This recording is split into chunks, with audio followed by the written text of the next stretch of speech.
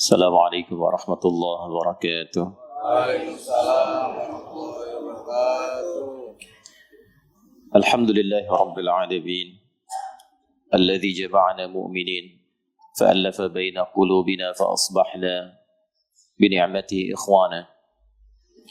Nashhadu an la ilaha illallah wahdahu la sharika lah wa nashhadu anna Muhammadan 'abduhu wa rasuluhu alladhi la nabiyya ba'dah.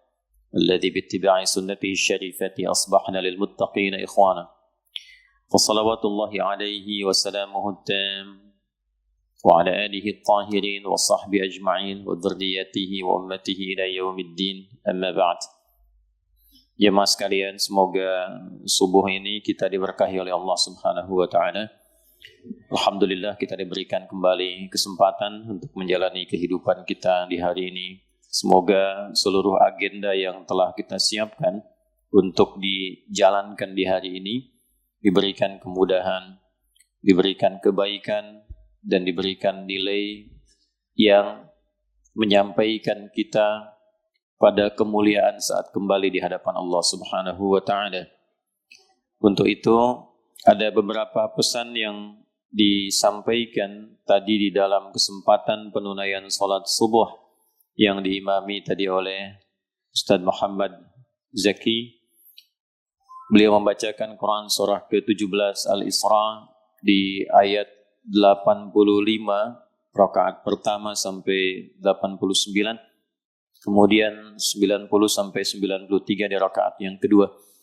Kesimpulannya ada 3 poin yang sangat penting, bahwa yang pertama, beragama itu disertai dengan pengetahuan itu akan lebih meningkatkan kualitas dan mempertajam keimanan. Karena itu bagi siapapun, saya dengar tadi ada adik-adik juga yang dari Unsri hadir di hari ini, maka di dalam Islam konsep keilmuan itu tidak bisa dipisahkan dengan keimanan. Ya, tidak bisa berdiri sendiri, seperti dua sayap burung yang kalau salah satu bermasalah, dia tidak bisa terbang. Karena itu seorang pelajar yang baik adalah seorang yang bisa menguasai pengetahuan yang dengan ilmu itu memperkuat keimanannya. Dan seorang mukmin yang baik adalah seorang mukmin yang dengan keimanannya mampu mengantarkan ia pada pengetahuan yang lebih luas dan dalam. Dan dengan dua hal itulah Allah mengangkat derajat kita. Itu nanti ada di antara tafsir pendalamannya di Quran surah 58 ayat ke-11. Yarfa'illahu alladhina amanu minkum walladhina utul ilma darajat. Karena nanti ada bagian-bagian iman yang harus diperkuat dengan ilmu. Salat itu basicnya iman. Salat basicnya iman. Karena itu salat dinamai juga dengan iman. Wa ma kana Allahu liyudhi'a imanakum. Al-Baqarah ayat 143. Dan kalimat pertama salat dibukanya dengan iman. Alladzina yu'minuna bil ghaibi wa yuqimunas shalah. Al-Baqarah ayat 3. Tapi dalam penunaian salat untuk menunjukkan iman kita yang membuktikan kebertuhanan kita kepada Allah, harus ada ilmu. Bagaimana cara sholat yang benar? Ada ilmunya. Nah, ilmu yang membuat kita semakin baik dalam sholat, yang mengaktifkan keimanan kita dengan benar, itu yang kemudian disebut dengan fiqih. Cara takbir yang benar, paham yang dibaca itu. Ya, kita membaca cukup menggugurkan kewajiban. Tapi kalau ingin merasakan kenikmatan dalam sholat, ya pelajari makna-makna dari bacaan sholat, gerakan-gerakan sholat. Sehingga kita mengerti kenapa harus bertakbir begini. Kenapa yang dibaca Allah. Kenapa ruku itu harus demikian lurus. Apa manfaatnya kalau lurus dengan tidak lurus. Apa pengaruhnya kepada jiwa. Dua-duanya berimbang. Oleh karena itu kalau teman-teman membuka kitab Sahih Al-Bukhari, kitab ilmu itu diletakkan setelah iman. Jadi dari 97 topik, Kitab Bad'ul Wahyi, Kitabul Iman, Kitabul Ilmi. Nah, jadi beribadah pun pakai ilmu. Kita itu satu-satunya agama di muka bumi ini yang basic ibadahnya menggunakan pengetahuan. Sehingga spiritualnya jalan, logikanya juga tajam. Dan nanti dari logika yang tajam ini mudah fisik mengimplementasikan dalam praktek ibadah itu. Nah, oleh karena itu, kalau ada sesuatu yang tidak bisa ditangkap oleh ilmu, imannya aktif. Ya, karena semua yang melekat pada diri manusia itu sifatnya terbatas. Dia memandang semakin jauh, semakin terbatas objek pandangan. Mendengar, frekuensinya semakin tinggi, sulit didengar. Atau semakin rendah, tidak terdengar. Jadi kalau pandangannya terbatas, pendengarannya terbatas, kenapa akalnya harus tidak terbatas? Ya, kenapa logikanya harus tidak terbatas? Kenapa ilmunya harus tidak terbatas? Nah, sepanjang manusia pasti punya keterbatasan. Itulah sebabnya kenapa Allah titipkan ilmu itu terkadang pada sosok-sosok yang berbeda untuk menunjukkan bahwa manusia itu punya keterbatasan, dan dalam keterbatasan itu menunjukkan bahwa ia tetap sebagai makhluk yang bertuhan. Di titik itulah kemudian kita sadar bahwa hanya Allah yang tidak punya batas dalam pengetahuan.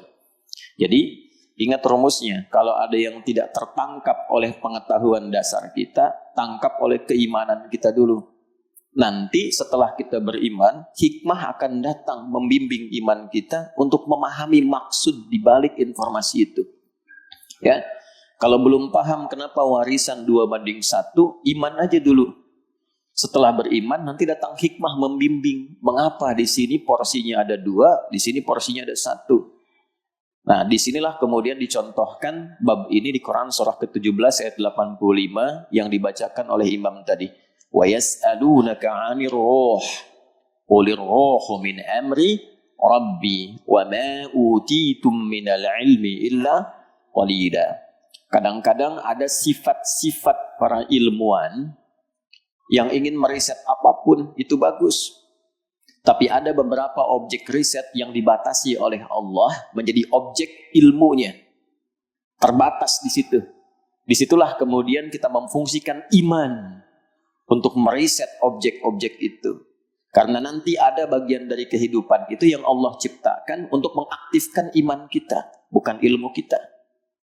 Misal, kenapa dalam Islam babi itu haram dikonsumsi? Nah, perkaranya bukan intelektual lagi, perkaranya spiritual. Jadi ilmu bisa saja meriset menemukan alasan apapun.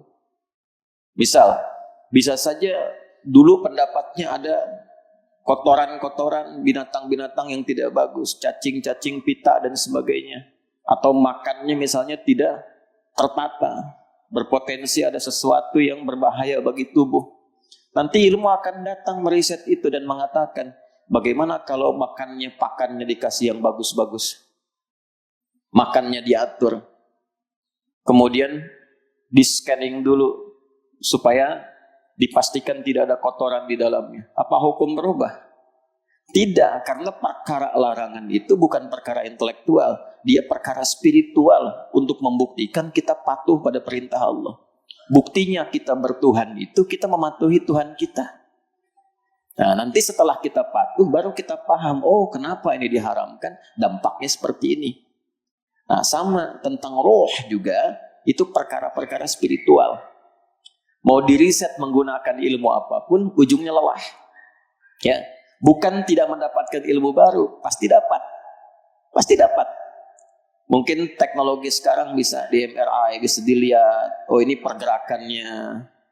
Ada kecenderungan misalnya, dari pergerakan itu membawa dorongan kepada mata, ke tangan, dan sebagainya. Ada ilmunya. Tapi nanti sebatas tertentu yang tidak sampai pada hakikatnya. Nah, kalau ingin sampai kepada hakikat, ya, pada hakikat, maka gunakan titik spiritualnya. Disitulah kemudian Allah mengatakan, wa ma utitum minal ilmi illa qalila. Intinya, ayat ini ingin mengajarkan, jangan merasa kita bisa menguasai segala hal. Sehingga melahirkan sifat angkuh. Dan dengan angkuh ini merendahkan orang, lupa bahwa kita itu hamba yang terbatas, yang bertuhan. Nah, bagaimana menjadikan kita sebagai pribadi yang berilmu sekaligus juga dalam saat yang bersamaan memiliki adab yang baik. Terpandu ilmu itu digunakan dengan cara yang baik.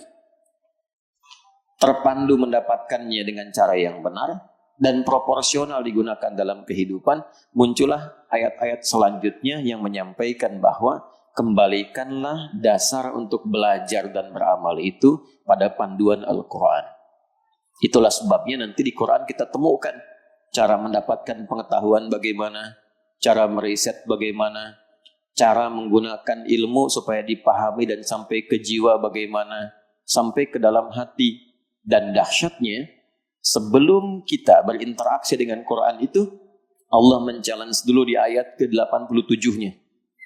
Ayo, kalau tidak percaya dengan kebenaran Al-Quran, silahkan Anda uji, silahkan Anda riset. Dari hurufnya, bacaannya, informasinya, dan sebagainya. Ternyata kalau kita keluarkan 6.236 ayat dalam Al-Quran itu berisi tema-tema kehidupan. Dan di dalamnya lekat dengan pengetahuan.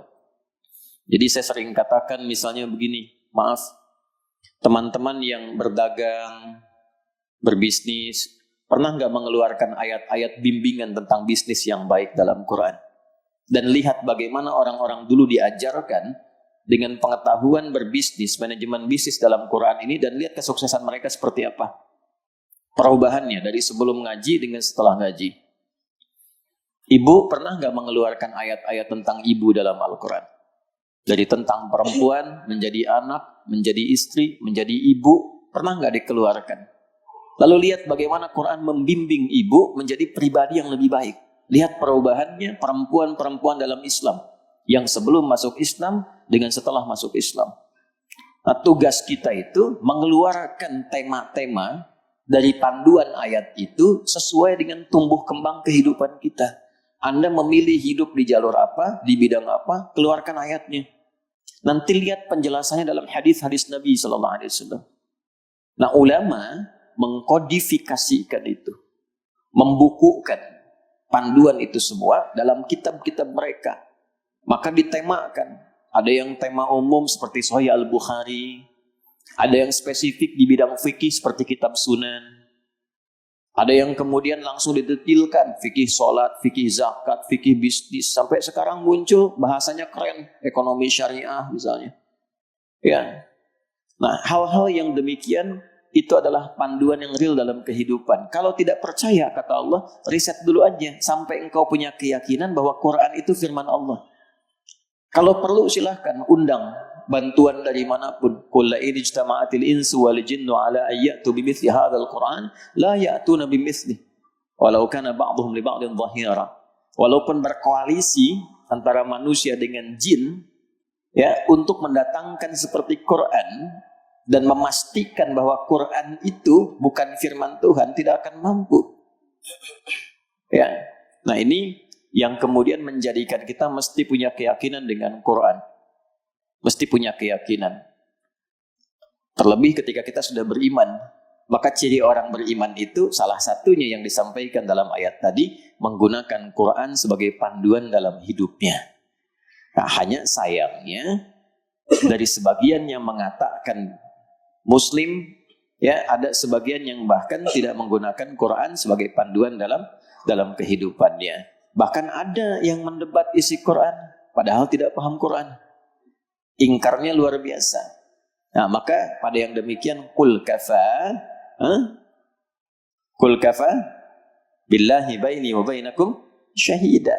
Jadi kalau ada orang yang sudah tidak bisa diingatkan, ya kan, dasar keilmuannya kosong, diajak untuk meriset pun tidak mau, ilmu tidak ada, tapi bicaranya terlalu banyak. Ya, emosinya terlalu tinggi.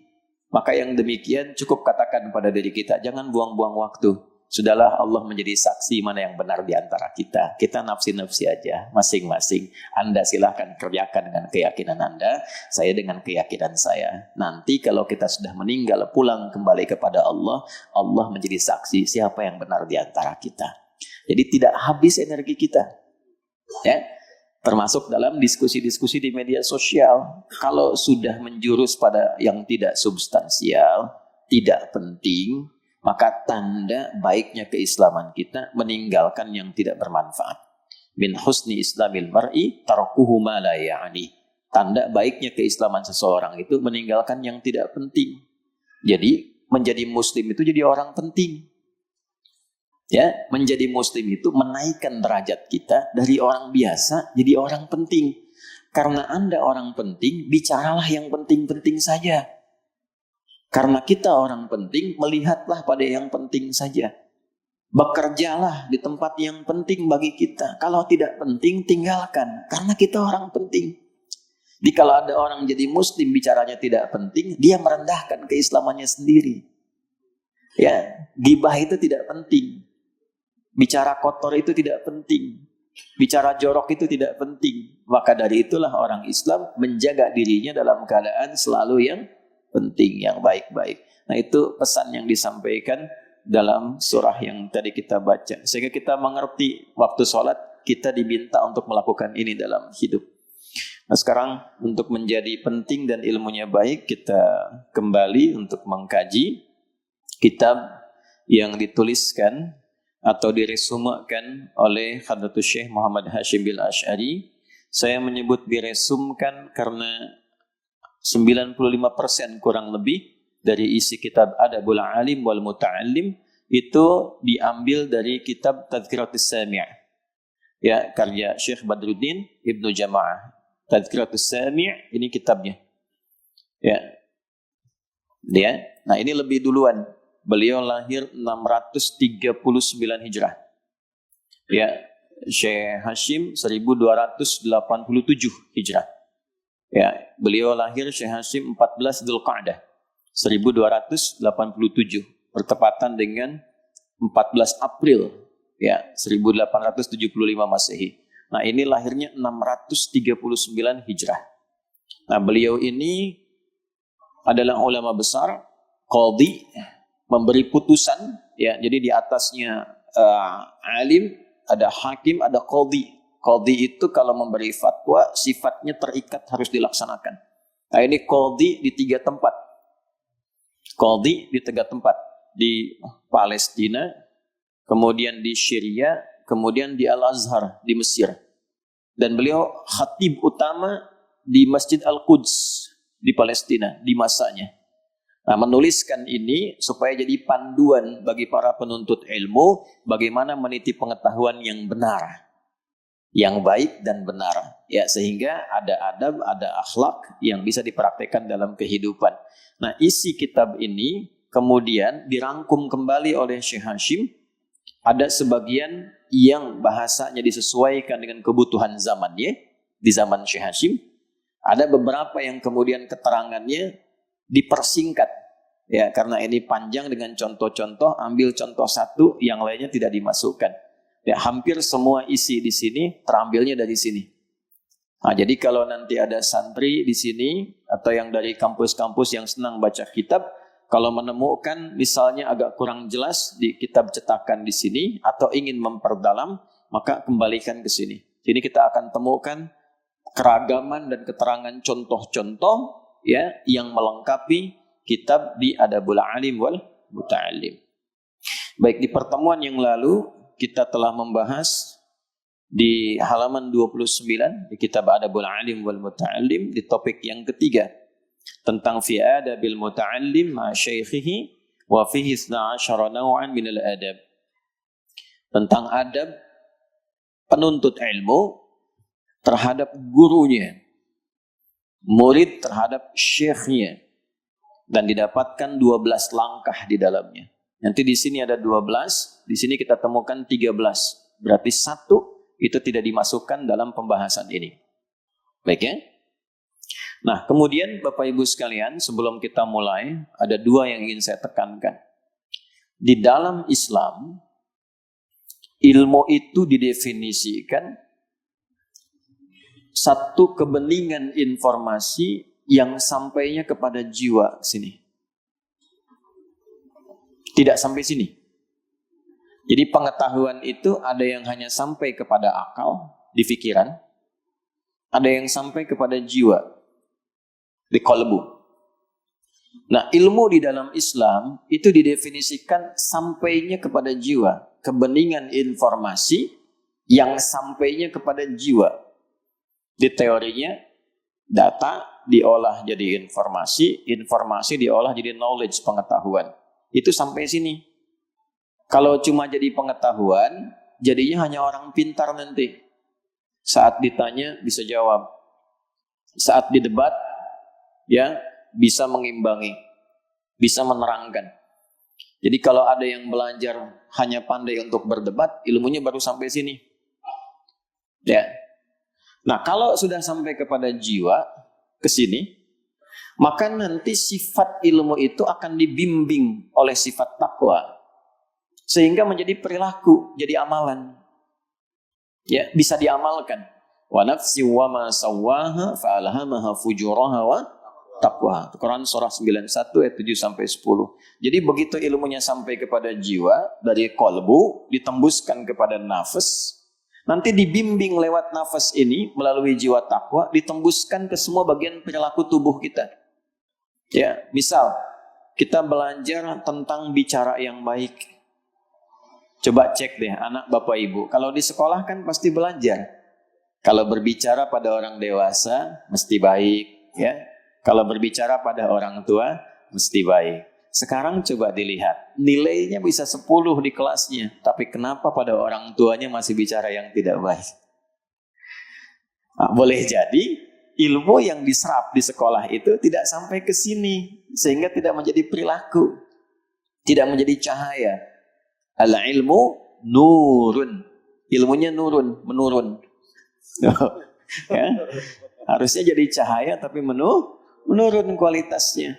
Nah, supaya menjadi cahaya sampai ke jiwa dan dibimbing menjadi perilaku, ya, maka mesti disertailah kemudian proses menuntut ilmu itu dengan apa yang diistilahkan oleh para ulama dengan nama adab. Jadi ilmu belajar dengan adabnya secara bersamaan, dengan etiknya. Dibimbing bagaimana cara menghafal yang baik, supaya saat menghafal itu tidak hanya direkam di dalam otak, tapi sampainya ke dalam jiwa. Bagaimana supaya saat kita belajar itu cepat bisa langsung paham, yang pemahaman itu membantu kita untuk mudah mengamalkan. Nah, para ulama menyusun langkah-langkah adab ini menjadi satu buku, satu kitab yang bisa kita pelajari, yang babnya tersusun dengan terstruktur.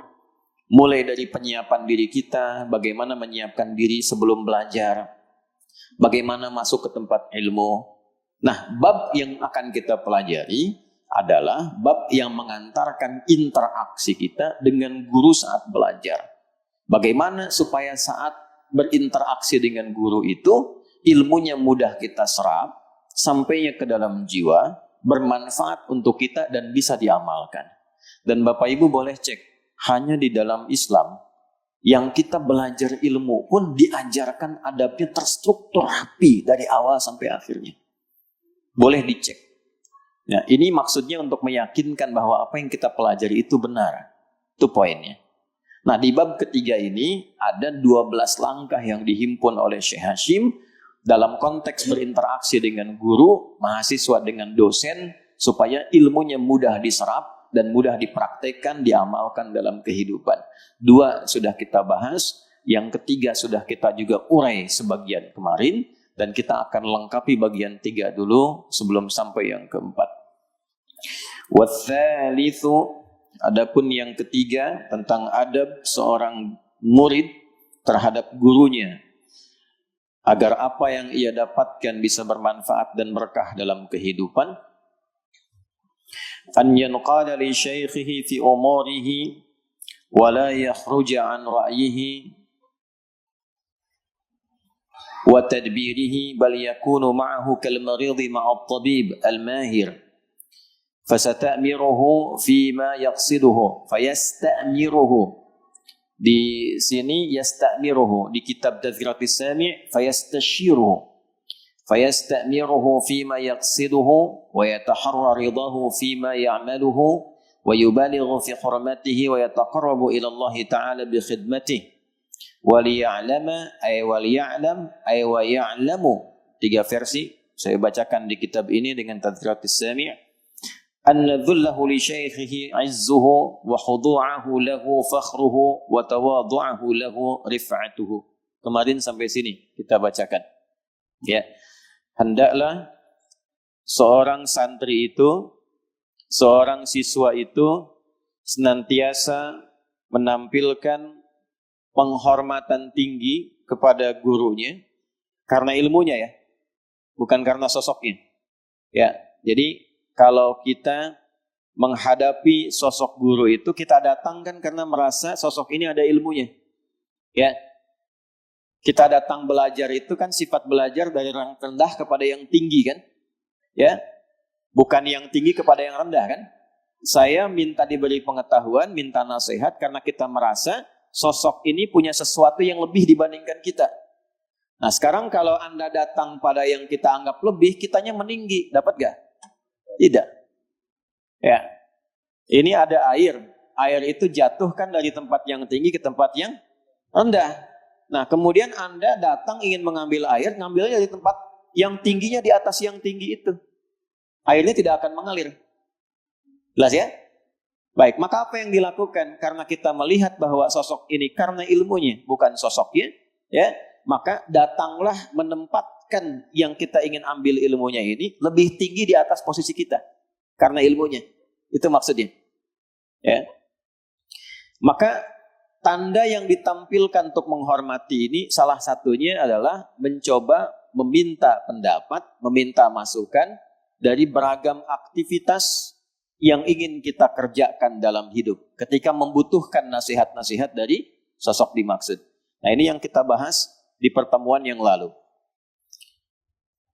Dan posisikan guru itu seperti dokter sedangkan kita pasiennya. Ya. Gurunya sebagai apa? Dokter sedangkan kita apa? Pasiennya. Ini bagus sekali kalimatnya. Karena jarang ada pasien itu mendebat dokter. Jarang ada pasien komplain kepada dokter.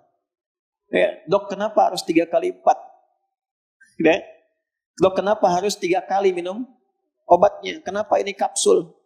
Jarang ada yang begitu ya. Ya. Dan hebatnya dokter itu walaupun masuk cuma diperiksa 3 menit tuh ngangguk aja gitu. Ya. Padahal dokter itu kan ngobati urusan fisik, penyakit fisik. Sedangkan guru ngobati masalah jiwa dan pikiran sekaligus. Yang dampaknya langsung ke fisik. Kalau orang sakit fisik, belum tentu berdampak pada jiwa. Ya, ada orang yang fisiknya sakit tapi jernih sekali pikirannya. Bisa berpikir dengan bagus, walaupun fisiknya terbatas. Tapi kalau jiwanya terganggu, itu pasti fisiknya bermasalah. Ya, pikirannya pasti bermasalah. Punya penyakit, maaf sekali lagi, ria saja. Ria. Penyakitnya di sini di jiwa. Tapi dampaknya, efeknya bisa ke tubuh. Ya. Ria itu kan pamer. Ya kan? Penyakitnya di sini. Ya, apa buktinya kalau penyakitnya pada jiwa bukan pada fisik? Buktinya kalau Anda ke rumah sakit tidak ada poliria. Coba cari poliria, poliiri, polidengki, nggak akan ketemu. Poli mata ada, poli jantung ada, poli telinga ada. Poliria tidak ada. Poliiri tidak ada. Ya, tapi ketika seseorang ria, yang pamer fisiknya. Punya motor baru, gebernya kebanyakan. Bum, bum, bum, bum, kan? Hah? Punya mobil baru, ya demikian. Punya jam baru, itu kan? Padahal jam itu kan di dalam, biasanya ketutup, buka. Punya tas baru, buka, gitu. Ya? Nah ini poin. Jadi segala yang bersumber dari jiwa itu dampaknya pasti ke pikiran dan ke fisik. Orang iri hati, pikirannya nggak akan tenang. Padahal yang iri hatinya. Pernah dengar iri akal? Tidak ada kan? Iri telinga, tidak ada. Yang ada iri. Nah ketika hatinya iri, pikirannya nggak tenang. Orang itu kalau sudah iri, naik level dikit jadi dengki, itu kepikiran Pak. Kepikiran, kenapa harus dia ya? Dalam sholat pun ke bawah juga. Takbirnya Allahu Akbar. Ya, tapi di pikirannya, kenapa dia yang imam? Ya. Mau tidur pun ke bawah mimpi. Mau tidur. Dan masih ngigo lagi. Kenapa harus dia? Istrinya bangunin, Papa kenapa? Itu bahayanya tuh penyakit hati. Nah, Di sini kemudian diberikan sindiran yang sangat halus. Kenapa Anda berobat kepada dokter fisik saja begitu nurut? Sementara masalah pengetahuan dan jiwa, kita banyak mendebat pada sesuatu yang sebetulnya masih kosong dan belum dipahami. Apalagi belum dijawab, belum belajar, sudah dicoret muka gurunya. Itu yang repot tuh. Ya. Nah ini pasti tidak akan dapat bagian ilmu dan keberkahannya. Nah jadi gambaran-gambaran seperti ini, Bapak Ibu sekalian, saya sudah jelaskan sampai ke bagian yang terakhir. Yang belum saya sempurnakan adalah contoh-contohnya. Sudah dicontohkan dan sanad tentang ini tersambung sampai ke sahabat Nabi ketika belajar dengan sahabat yang lainnya, ketika belajar dengan Nabi, dan ketika tabi'in belajar dengan sahabat, ketika tabi'ut tabi'in belajar dengan tabi'in. Jadi ini punya sanad. Ketawaduan, meminta pendapat, minta bimbingan, menghormati guru, itu ada sanadnya yang tersambung pada sahabat dan belajar pada Nabi. Nah, untuk mengetahui sanad ini, kembalikan ke kitab ini. Di halaman 96 sampai 97 kita akan temukan tentang bab ini. Kemudian bab tentang contohnya ada di halaman 97 sampai 98. Saya bacakan dari yang sahabat dulu, kemudian dari sahabat masuk ke tabi'in, tabi'in ke tabi'ut tabi'in sampai imam madhab. Ya. Nah ini fadilahnya ngaji seperti ini. Kita pakai tahqiq dan kembalikan kepada referensi utamanya. Bismillahirrahmanirrahim. Qala al-muallif rahimahullahu ta'ala. Wa akhadha ibnu Abbas radhiyallahu ta'ala anhuma ma'a jalalatihi wa baitihi wa martabatihi birikabi Zaid bin Thabit al-Ansari. Dan ada riwayat yang sahih yang menyampaikan bahwa sahabat mulia Ibnu Abbas radhiyallahu taala anhuma. Ibnu Abbas ini nama aslinya Abdullah. Punya ayah namanya Abbas radhiyallahu taala anhuma. Abbas ini adalah paman dari Nabi Muhammad sallallahu alaihi wasallam. Beda usianya kurang lebih 3 tahun. Masih tua Nabi sallallahu alaihi wasallam. Jalurnya dari ke atasnya Natilah. Jadi kalau Nabi Muhammad kakeknya itu ya dari Abdul Muttalib punya 4 orang istri. Istri yang pertama Fatimah, kemudian yang kedua ada Natilah, yang ketiga nanti ada Lubna, yang keempat ada Laha. Dari Fatimah itu ada 8 orang anak. Pertama namanya Zubair. Kedua namanya Talib. Ya Abu Talib namanya. Ya, satu Zubair, kedua Abu Talib, ketiga Abdullah. Nah, Abdullah inilah yang menikah dengan Sayyidah Aminah melahirkan Nabi Muhammad sallallahu alaihi wasallam. Baik ya, yang keempat nanti kita temukan ada Arwa, kemudian ada selanjutnya Umaymah ya, 8. Semuanya 5 perempuan, yang 3 laki-laki. Natilah melahirkan anak nanti salah satunya Abbas. Ya Abbas nanti punya anak Fudail, anak yang pertama, anak bungsunya Abdullah. Nah Abdullah inilah yang dimaksud Abdullah bin Abbas. Ya Laha nanti melahirkan Sayyidina Hamzah, Lubna melahirkan Abu Lahab. Jelas ya? Nah nanti dari Abdullah bin Abbas ini punya anak namanya Ali, Ali punya anak namanya Muhammad, Muhammad punya 4 orang anak, Ibrahim, Mansur, kemudian Musa dan Safah. Mansur dan Safah melahirkan Abu Abbas As-Safah, nanti melahirkan kekhilafahan Abbasiyah, yang nanti kepemimpinannya berlangsung 508 tahun. Jadi nanti dari Nabi Muhammad kurang lebih 23 tahun, diteruskan oleh 4 orang khalifah, ya Abu Bakar As-Siddiq, Umar bin Khattab, Utsman bin Affan, kemudian Ali bin Abi Thalib, kurang lebih selama 30 tahun. Nah setelah Ali bin Abi Thalib dari jalur yang Abu Thalib tadi, ya kakaknya Abdullah, ayah Nabi SAW. Uthman dari jalurnya Abdus Syams ke atas. Nanti Abdus Syams punya keturunan Umayyah. Umayyah punya keturunan Harab. Harab punya keturunan Abu Sufyan. Abu Sufyan punya anak namanya Muawiyah. Nah, Muawiyah ini nanti yang akan meneruskan setelah Ali bin Abi Thalib. Muawiyah punya anak namanya Yazid. Yazid punya anak Muawiyah bin Yazid.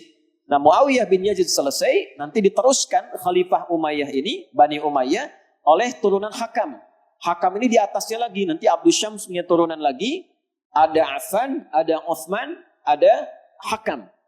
Nah, Utsman ini punya anak, ya, Affan punya anak namanya Utsman, ya, untuk meneruskan nama adiknya ke bawah, maka diberi nama Utsman bin Affan. Nah, Utsman bin Affan lah kemudian khalifah yang ketiga. Hakam nanti punya anak namanya Marwan. Marwan punya anak namanya Abdul Malik. Abdul Malik punya anak namanya Walid. Walid punya anak namanya Sulaiman. Sulaiman punya anak namanya Umar bin Abdul Aziz. Khalifah ke-8. Sampai 14 khalifah, 90 tahun. Setelah 90 tahun diteruskanlah oleh Abul Abbas As-Safa 508 tahun. Jadi berakhir di 1258. Itu bagaimana Quran ketika dipegang, hadis ketika dipegang, itu bisa mengubah dunia, punya peradaban, menjaga ketenangan, dunianya tertib, makin berkembang. Nah, di antara sanad pengetahuannya tersambung kepada Abdullah bin Abbas ini. Yang saat kecilnya langsung belajarnya pada Nabi. Nabi meninggal, Allah SAW, beliau usianya masih 13 tahun, 14 tahun, Ibnu Abbas ini. Tapi sudah hafal 2000 hadis. Didoakan langsung oleh Nabi, dan doanya populer sampai sekarang, boleh diajarkan pada anak-anak kita yang masih belajar di tingkat-tingkat dasar. Allahumma faqihhu fid din wa'alimhu ta'wil. Ya Allah, ajarkan kepadanya pengetahuan yang matang dalam agamanya dan beri kemampuan untuk memahami sesuatu yang tersembunyi. Anda baca kalimat kan, ini kemana maksudnya? Ya, nah, maksud itu sesuatu yang tidak mudah. Ibnu Abbas itu langsung didoakan oleh Nabi supaya mengerti apa yang tersembunyi di balik satu rangkaian kalimat. Itulah sebabnya beliau kemudian digelari dengan turjumanul Quran, pakar Quran di zamannya, yang sanadnya langsung belajar kepada Nabi Sallallahu Alaihi Wasallam. Nah, dengan segala ini poin, dengan segala keistimewaan dan status itu, yang keturunannya melahirkan pemimpin yang menguasai dunia sampai 508 tahun, perhatikan ketawaduannya ketika belajar kepada sahabat senior namanya Zaid bin Thabit radhiyallahu taala anhu, itu sikap tawadunya masih nampak. Apa yang dilakukan beliau? Nah, saya sebutkan tadi itu bukan ingin menunjukkan saya hafal, bukan. Saya ingin Anda tahu betapa berkahnya sahabat mulia ini, sampai keturunannya luar biasa, tapi tetap ketika menuntut ilmu, tawadunya diajarkan kepada kita dengan sempurna. Wa akhadha Ibnu Abbas radhiyallahu taala anhuma ma'a jalalatihi wa baitihi wa martabatihi, walaupun statusnya tinggi, kata Syekh Ibnu Jama'ah, dan keagungannya tinggi di kalangan para sahabat, tapi ketika beliau belajar kepada Zaid bin Thabit, akhadha birika bi Zaid bin Thabit, beliau masih membawakan pelana kudanya. Kalau naik kuda kan ada pelana itu, ya.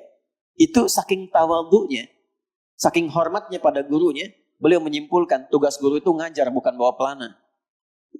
Dia yang bawa pelananya. Anda bayangkan, selevel Ibnu Abbas radhiyallahu taala anhuma. Nah, diikuti sama santri-santri kita sekarang. Tugas guru ngajar, bukan bawa kitabnya, bukan bawa tasnya. Makanya jangan heran dulu ulama-ulama besar kita itu di sampingnya suka ada santri-santri bawain tasnya, bawain kitabnya. Ya. Nah, itu sifat ketawaduan. Walaupun kadang santri ini ilmunya sudah banyak, kadang santri senior juga, ngajar juga gitu. Nah, ini untuk menjaga sanad. Bukan ingin menunjukkan sesuatu yang merendah, bukan. Tapi ingin menampakkan sikap bahwa ada titipan ilmu yang lebih tinggi dari saya. Saya mesti merendah untuk mendapatkan ilmu itu. Adabnya masuk di dalamnya. Makanya keberkahannya terus mengalir. Maka ketika kemudian dikonfirmasi, kenapa sih mesti seperti itu? Pakai bawain pelananya segala gitu. Ditanya, apa jawabannya? Lihat jawabannya. Wa qala hakadha umirna an naf'ala bi ulama'ina. Demikianlah kami diajari untuk menghormati para guru-guru ulama kami. Gitu. Gitu ya? Nah, jadi niatnya pun bukan untuk mengkultuskan manusia, bukan, mengagungkan ilmu. Ya, dan dalam konteks yang proporsional, bukan berlebihan. Ya. Kan tidak pernah ada riwayat beliau membawakan pelananya sambil merayap begini. Enggak juga, bawa biasa saja gitu. Ya, tapi ya merendahkan diri. Ya, dalam konteks untuk menghormati. Jadi menghormati itu proporsional saja. Ya, tapi dalam konteks hormat. Jelas ya? Nah, ini sanad yang dari siapa? Dari sahabat. Kemudian diteruskan masuk ke zaman setelahnya. Nah, di sini lompat dulu ke Imam Ahmad nih. Ahmad bin Hanbal. Ini Imam Ahmad ini lahir 164 Hijrah. 164 Hijrah. Hafal 1 juta hadis. Kita berapa dong? Dengan sanadnya. Bukan hanya informasinya, bukan hanya matannya. Hadis itu dari siapa? Si fulan sampai ke Nabi. 1 juta hadis. Ya. Nah, sekarang dan ini melahirkan nanti salah satu mazhab dari 4 yang utama itu. Namanya mazhab Hambali. Ya. Di antara gurunya Imam Syafi'i radhiyallahu taala anhu. Imam Syafi'i ngaji lagi ke Imam Malik radhiyallahu taala anhu. Kan? Imam Ahmad tercatat pernah belajar kepada Khalaf al-Ahmar. Khalaf al-Ahmar ini pernah baca nggak sejarahnya? Kalau ahli lughah pasti tahu nih. Khalaf al-Ahmar ini ulama besar, pakar di bidang bahasa, lughawi, dan syair. Seorang penyair, pujangga, tapi juga ahli hadis. Lahir tahun 118 Hijrah. Ya. Di antara muridnya ada Muhammad bin Salam yang mengarang kitab Tabaqatis Syu'ara. Pernah dengar Abu Nawas? Aslinya Abu Nuwas. Abu Nuwas di Basrah di Irak sekarang. Dia itu lahir tahun 148 Hijrah. Abu Nuwas itu. Abu Nuwas itu lebih dulu daripada Imam Ahmad. Termasuk muridnya ini, Khalaf al-Ahmar. Al-Asma'i. Al-Asma'i itu muridnya Khalaf al-Ahmar. Nah, Imam Ahmad dengan segala keutamaan keunggulannya melihat bahwa ada keunggulan di Imam Khalaf al-Ahmar ini yang belum beliau dapat. Ngaji, Pak. Masih mau ngaji. Gitu. Dan menariknya, Pak, saya baca, waqala Ahmad bin Hanbal bin Khalaf al-Ahmar. Dan kemudian Imam Ahmad datang dengan tawadhu ngaji ke Imam Khalaf al-Ahmar. La aq'udu illa baina yadayka. Saya nggak pengen ngaji sekarang kecuali ngaji persis ngambil saf depan di depan Anda. Saf depan. Coba. Imam Ahmad hafal 1 juta hadis, paham fikih, ngajinya saf depan. Di depan Imam Khalaf. Saking hormatnya. Ya. Dan basicnya Imam Khalaf bin Al-Ahmar itu tadi lughawiyun, syairun, tapi ma'adzalika thiqatun fil hadis, fil riwayat. Orangnya thiqah, pakar bahasa, ahli syair. Nah, jadi jangan disimpulkan, saya melihat suka ada status-status yang kurang jelas. Oh, ini bukan ahli syariah nih, ini ahli lughah gitu. Padahal memahami syariah itu tidak lepas dari lughah. Gimana mau ngerti Quran kalau nggak tahu bahasanya? Ya, makanya para ulama dulu sebelum belajar syariat, belajar lughah dulu. Nahwunya benar dulu, sorofnya benar dulu, balaghahnya paham dulu, arudnya khatam dulu, baru nanti bisa menguasai syariat dengan baik. Nah, kemudian kalimat selanjutnya apa? Perhatikan kalimat ini. Umirna an natawadha'a liman nata'allamu minhu. Perhatikan kalimatnya sama. Kita ini diperintahkan untuk tawadhu pada siapapun yang kita sedang belajar ilmu darinya. Imam Ahmad. Nah, makanya kalau ada yang madhabnya atau riwayat-riwayat dalam praktek ibadahnya tersambung pada sanad Imam Ahmad, harus juga adabnya kayak Imam Ahmad. Kalau tidak berkahnya hilang. Madhab Hambali dipraktekkan di Saudi sekarang. Umumnya, saya ambil umum. Ya, seperti misalnya Syafi'i umumnya di Syria, umumnya di Mesir. Ya, kemudian Maliki di Afrika Utara, Libya, Tunisia itu Maliki. Kemudian Hanafi di Asia Selatan. Ya, kayak India, Pakistan, itu Hanafi. Indonesia 4-4-nya ada. Yang dia ciri khas yang mazhabnya ke Imam Ahmad itu ciri khas yang hadis gitu, dalil. Ya. Biasanya konsep akidahnya ngambilnya ke Ibnu Taimiyah. Ya. Kemudian tarjihnya biasanya ngambilnya ke Al-Albani. Ya, Syekh Muhammad Nasruddin Al-Albani itu ulama khalaf tuh, bukan salaf tuh, ulama khalaf. Dan jangan berlebihan, proporsional saja. Ya, Syekh Nasruddin Al-Albani itu bukan muhaddis, tapi bakhithul hadis. Jangan berlebihan. Ya, beliau itu bakhithul hadis, bukan muhaddis. Kalau muhaddis itu artinya satu, punya kemampuan hafal hadis. Ya, minimal kalau level hafid saja 100.000. Belum ada konfirmasi beliau hafal sampai demikian tuh. Ya, yang kedua paham matan, tahu isi hadis ini kemana. Nah, yang ketiga mengerti jalur sanad, siapa saja sanadnya. Dan itu dikonfirmasi oleh guru-guru yang tersambung. Ada guru secara bersanad. Jadi ilmunya bukan otodidak. Ya, harus dicek. Dari mana taunya benar pemahamannya kalau nggak dicek? Karena saya sering sampaikan dalam pembahasan manhaj dan madhab itu, di dalam Islam keunikannya bukan hanya sumbernya Quran dan hadis, tapi cara memahaminya pun, metodologinya pun, itu ada transmisi sanad yang terjaga. Supaya nanti tidak ada orang dengan pikiran sendiri secara kreatif memahami agamanya. Itu untuk menjaga kemurnian Islam. Cara memahaminya pun itu ada jalur periwayatan. Supaya terjaga benar cara memahami dengan baik dan benar. Nah, Syekh Al-Albani ini, itu keunggulannya pada pengkajian riwayat hadis. Jadi beliau menyibukkan dirinya di perpustakaan untuk mengutip pendapat ini yang sahih, ini yang dhaif. Kutipan-kutipan secara otodidak dilakukan. Jadi tidak ada guru yang mengkonfirmasi sanadnya. Hasilnya pun tidak diuji oleh ulama yang lainnya. Ya, misalnya didudukkan, ulama ini ngecek benar tidak dan sebagainya. Disebarkan kemudian bukunya. Nah, ini otodidak sifat seperti ini itu disebut bahis namanya, bukan muhaddis. Nah, jangan berlebihan ya. Tempatkan sesuai porsinya. Manfaat yang bisa kita dapatkan dari buku-buku beliau, nah, itu nanti ditampilkan. Oh, ini yang derajatnya sahih, ini derajatnya dhaif. Tapi untuk memahami ke level mengamalkan, harus mencari kemudian keterangan lain. Ya, karena tugas beliau itu hanya kemudian menampilkan ini derajat sahih, ini derajat dhaif. Tapi tahu dari mana kalau yang sahih mengamalkannya seperti ini? Yang dhaif bisa diamalkan atau tidak? Sehingga jangan salah kesimpulan. Kalau ngajinya sampai situ saja, Anda hanya akan menyimpulkan, sahih amalkan saja, yang dhaif jangan.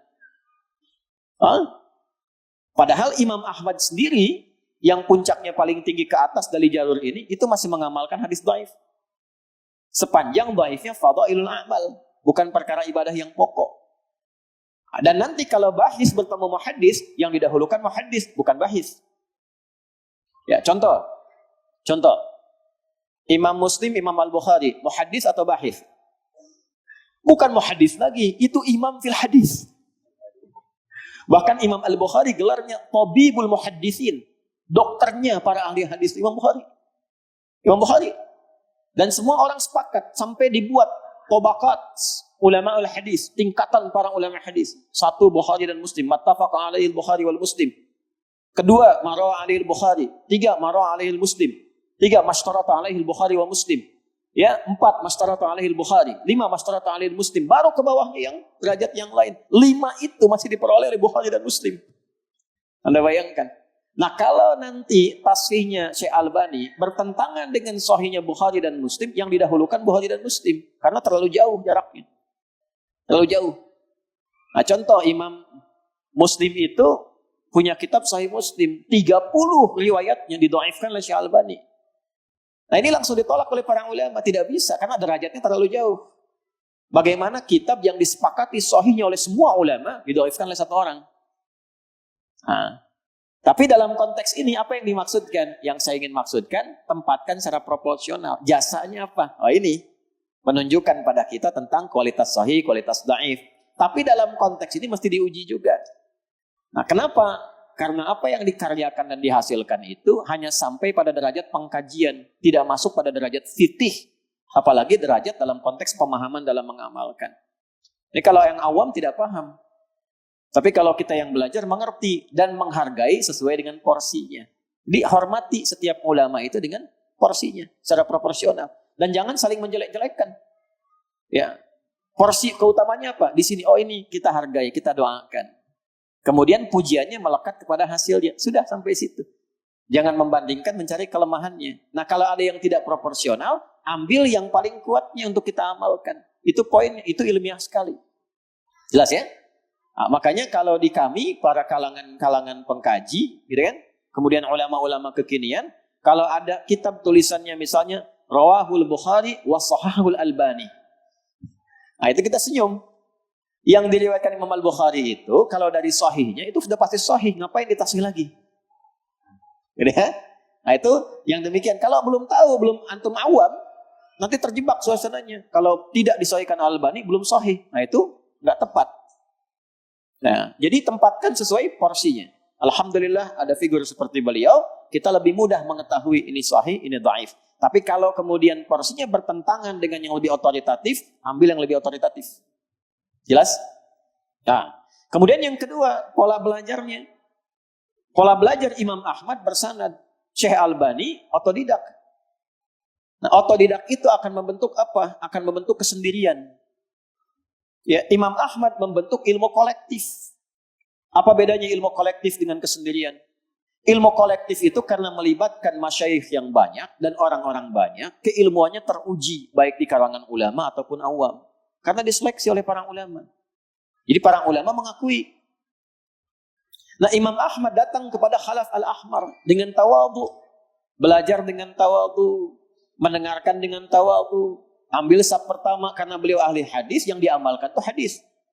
Fajalasa ila Nabi sallallahu alaihi wasallam fa asnada rukbatahi wa wada'a kaffayhi ala fakhidaihi. Ingat hadis Muslim nomor ke-8 diambil oleh Imam Nawawi, nomor hadis yang kedua, hadis Jibril. Malaikat Jibril menyamar menjadi seorang pelajar, datang kepada Nabi. Ternyata mengambil sab pertama dekat dengan Nabi, tangannya bersikap sempurna. Malaikat ngaji sikap sempurna. Kan? Malaikat ngaji sikap sempurna. Bukan malaikat ngaji, sab depan juga. Guru ngajar dia makan. Nah, nggak salah, nggak ada masalah. Tapi secara adab nanti ilmunya setengah yang masuk. Ya, ini malaikat diajarkan. Dan ternyata menyamarnya dua langsung. Jadi murid dan guru sekaligus. Karena di ujung hadisnya, huwa Jibril atakum yu'allimakum dinakum. Nah, sikap sempurna itu diambil oleh para ulama kita, diajarkan sejak dini pada murid-murid sejak TK. Ya, coba waktu TK kan kita diajarin tuh, tangan di atas, tuh kan? Atas meja kan? Kemudian duduk begini itu. Itu intisari yang diambil dari hadis. Supaya fokus. Walaupun prakteknya nanti sesuai dengan adat masing-masing. Kalau dulu begini kan, di atas paha begini simpan. Tuh. Kalau sekarang sikap sempurna ya kembali ke masing-masing nyamannya kan. Asal tidak rebahan gitu. Masa guru ngajar murid rebahan kan tidak mungkin gitu. Ya. Nah ini Imam Ahmad karena tadi hafal sejuta hadis, mengamalkan hadis tadi. Ambil sab pertama, orang heran, ini ulama besar ngaji pada ahli bahasa. Apa jawab Imam Ahmad? Hakadha umirna li'anna tawadhu'a li ulama'ina. Demikianlah kami diperintahkan secara sanad untuk tawadhu pada ulama kami. Di depan. Akhirnya Imam Khalaf juga serius ngajarnya. Karena depannya ulama. Ya kan? Kalau orang merasa pintar yang belajar awam, nah itu biasa. Wah, merasa ilmunya itu luas. Karena yang awam yang belajar. Kalau ulama di depan, bagaimana? Lebih berhati-hati aja ngajarnya kan? Akhirnya ilmunya keluar dengan utuh. Seutuh-utuhnya. Nah makanya kalau sanadnya belajar nyambungnya ke Hambali, riwayat-riwayatnya ada, itu tipikalnya pasti membawa ketawadhuan. Baik sebagai guru ataupun sebagai murid. Ya. Tapi kalau belajarnya tidak nyambung secara adab ke sana, hanya mengambil, maka tipikalnya akan sama. Comot sini, dalil susun jadi satu, tiba-tiba debat orang. Nggak suka sama orang, coret gitu. Artinya apa? Itu belajar ilmunya lebih banyak otodidaknya dan tidak tersambung sanad adabnya. Sementara guru besar ke atasnya Imam Ahmad bin Hanbal mencontohkan ketawadhuan. Nah ini kitabnya. Nanti sanad dari sana kemana lagi? Kita temukan di sini Imam Al-Ghazali. Di abad kelima, 450-an. Imam Ghazali itu ahli fiqih. Gelarnya Hujjatul Islam, ahli hadis. Kitabnya Imam Al-Ghazali, kalau dihimpun di Ihya Ulumuddin itu, hadis-hadisnya lebih banyak dibandingkan Sunan Abu Daud. Al-Ghazali itu jumlah hadis yang dihimpun itu 4.848. Ada travel di Bandung 4848 tuh. Itu jumlah hadisnya Imam Al-Ghazali tuh. Dalam kitab Ihya itu. 48-48 tuh. Ya, itu lebih banyak dibandingkan Sunan Abu Daud. Dan pakar di bidang hadis. Dan beliau menempatkan mana yang sahih, mana yang dhaif, ya, mana yang tidak dikategorikan hadis secara langsung dalam definisi ilmu. Ya, maksudnya apa? Mungkin malam ketemu Nabi disampaikan misalnya, ya. Tapi bukan disebut hadis karena nggak bisa hadis itu didefinisikan hasil mimpi, nggak bisa. Nggak bisa. Hadis itu nanti ada turunan keilmuannya, ada riwayat, ada dirayah, ada mustalahul hadis. Ya, ada ketersambungan sanad, orangnya wujud. Syaratnya 5. Mattasala isnaduhu binaqlil 'adlid dhabiti 'anil 'adlid dhabiti min ghairi syudzudin wala 'illatin qadihah. Itu 5. 5 ini terpenuhi baru dapat silsilah sanad yang sahih. 1, bersambung sanadnya, mattasala isnaduhu, orangnya jelas. Antum hafal hadis misalnya, antum siapa? Ketemu Nabi enggak pernah. Maka saya menerima dari si fulan, si fulan dari si fulan, si fulan dari si fulan, si fulan dari si fulan sampai ke Nabi. Itu baru 1/5 diterima. Ya. Binaqlil adli. Nah, orang yang antum terima itu adil enggak? Nanti ada kualifikasi lagi di karang kitabnya. Mana ada di muka bumi ini agama yang semua keterangan dari nabinya misalnya diverifikasi lagi orang-orangnya benar enggak yang menerima dari nabinya. Untuk menjaga kehormatan nabinya. Nabi itu orang baik, orang istimewa, terpercaya, terjaga dari keburukan. Yang disampaikannya semua kata-kata mulia. Jangan sampai kata-kata mulia ini diwariskan oleh orang yang tidak mulia. Sehingga jadi fitnah nanti. Oh, pantas orang Islam begitu. Hadisnya diriwayatkan oleh orang mabuk. Maka dijaga satu sifat setelah tersambung. Dicek orang-orangnya. Ada adil enggak? Maka muncul kitab-kitab jarah wa ta'dil. Mizanul i'tidal. Tahdzibut tahdzib. Di kita itu ada disiplin ilmunya yang khusus membahas itu aja. Ada orang yang hidupnya khusus meneliti orang-orang yang menerima hadis. Itu aja selama hidupnya. Si fulan ini tinggal di mana? Orangnya ada enggak?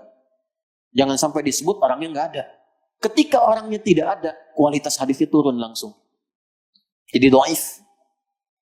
Ini antum dapat hadis dari si fulan. Tiba-tiba di tengah-tengah sampai ke Nabi 20 misalnya. Di jalur ke-10 orangnya enggak ada. Itu langsung merubah hadisnya mu'dhal. Tengahnya hilang. Munqati, terputus sanadnya. Kalau tiba-tiba langsung qala Rasulullah sallallahu alaihi wasallam, ente siapa sampai bilang qala Rasul? Ketemu enggak pernah, mimpi juga enggak pernah lihat, Nabi menyampaikan. Itu namanya langsung rafa' ilan Nabi, marfu', diangkat ke Nabi. Itu pun diteliti lagi, walaupun yang bilang seorang tabi'in, dicek tabi'in ini ketemu sahabat enggak? Sahabatnya siapa? Biografinya mana? Tinggal di mana? Sezaman enggak? Dia zaman siapa lahirnya? Hidupnya sampai kapan? Meninggalnya kapan? Itu sampai begitu, Pak. Kemudian adil enggak sikapnya? Imam Al-Bukhari, saking ketatnya selektifnya, pernah ingin mengambil hadis, dapat info, si fulan punya hadis. Datang ke tempatnya, tiba-tiba orang itu setelah ditemukan dan perjalanan panjang, sedang bermain dengan binatang. Ada yang menyebut ayam, ada yang menyebut keledai.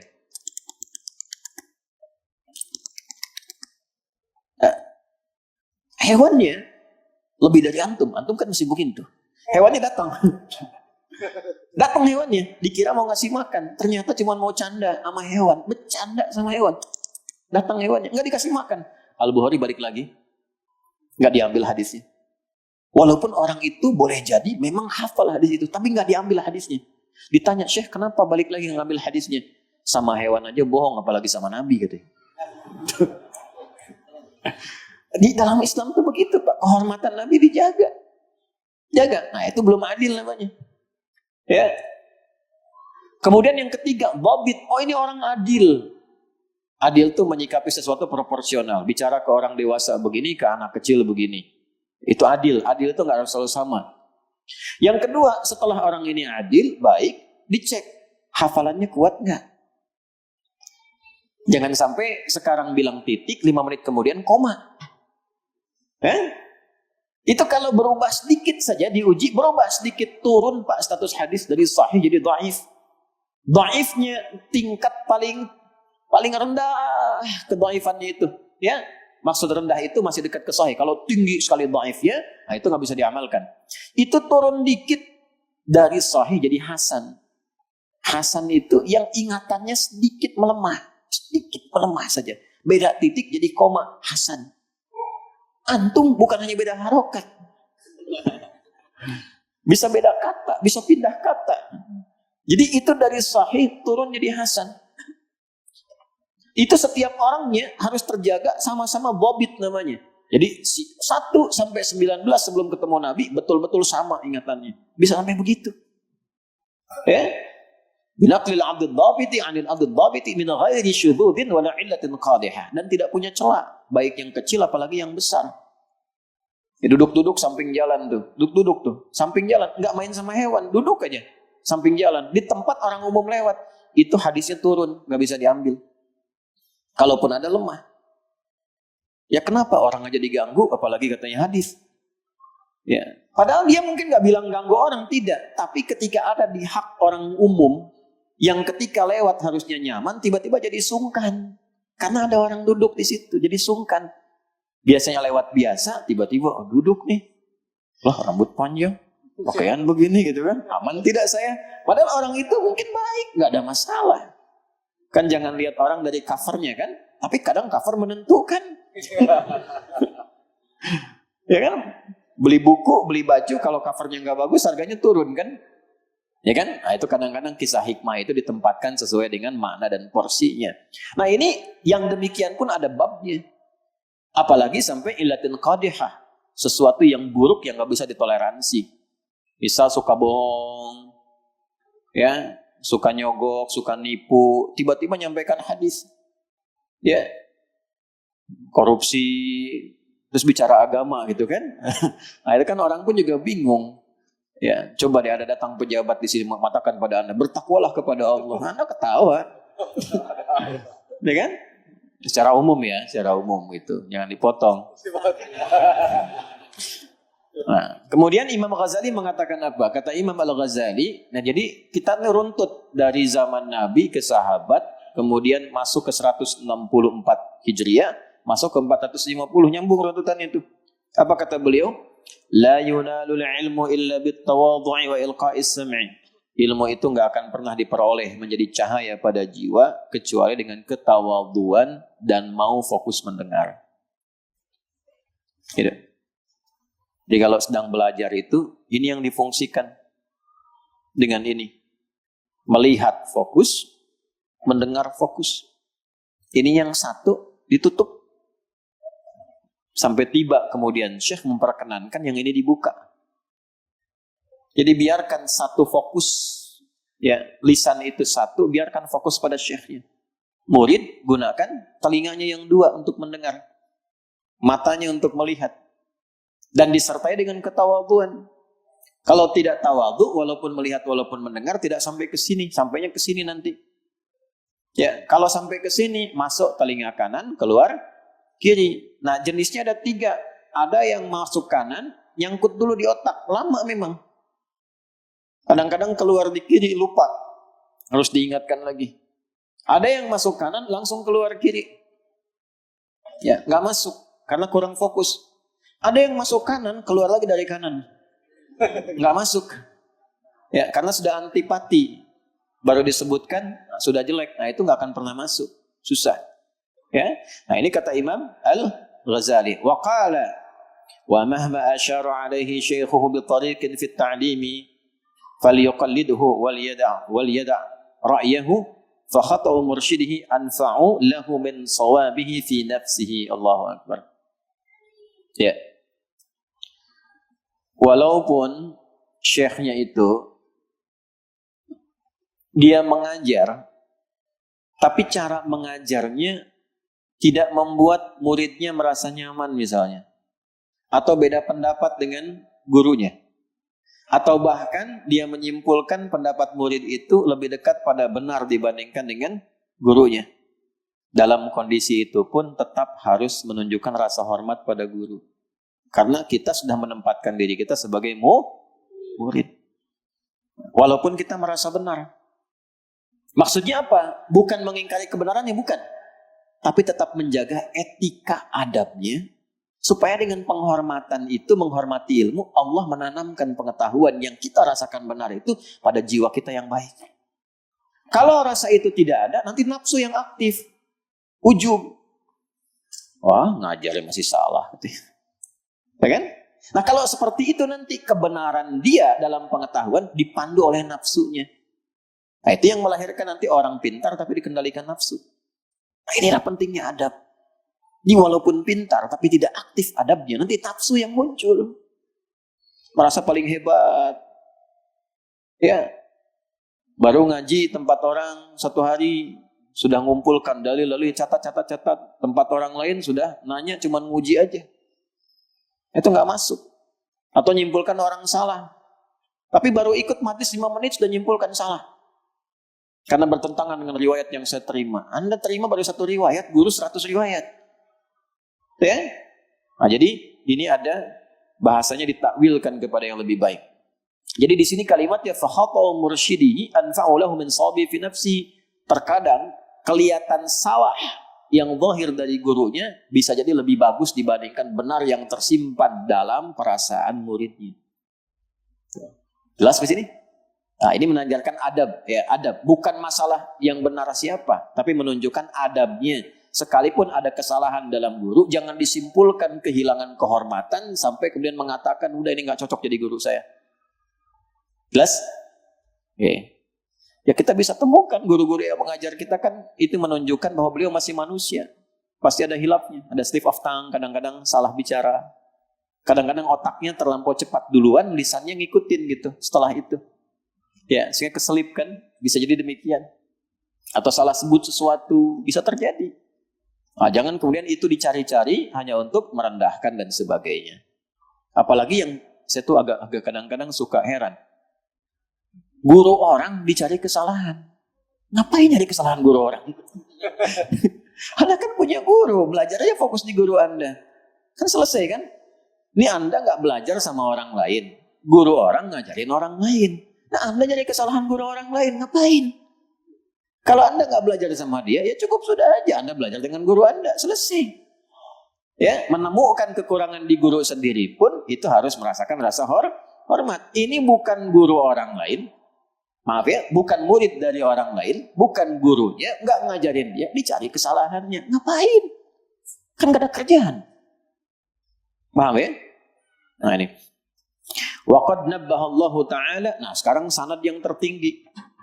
Sanad tertinggi. Tadi kan sahabat ke Nabi kan, sahabat ke sahabat terus ke Nabi. Kemudian tabi'in ke sahabat kan, tabi'in ke tabi'in. Sekarang sesama Nabi yang sanadnya langsung ke Allah. Coba. Ya. Saya ulang ya. Tadi kan Ibnu Abbas ke sahabat Zaid radhiyallahu taala anhum jami'an. Sahabat dengan sahabat, sanadnya ke Nabi. Kemudian Imam Ahmad kan, ya, tabi'in ke sahabat, ke atas kan.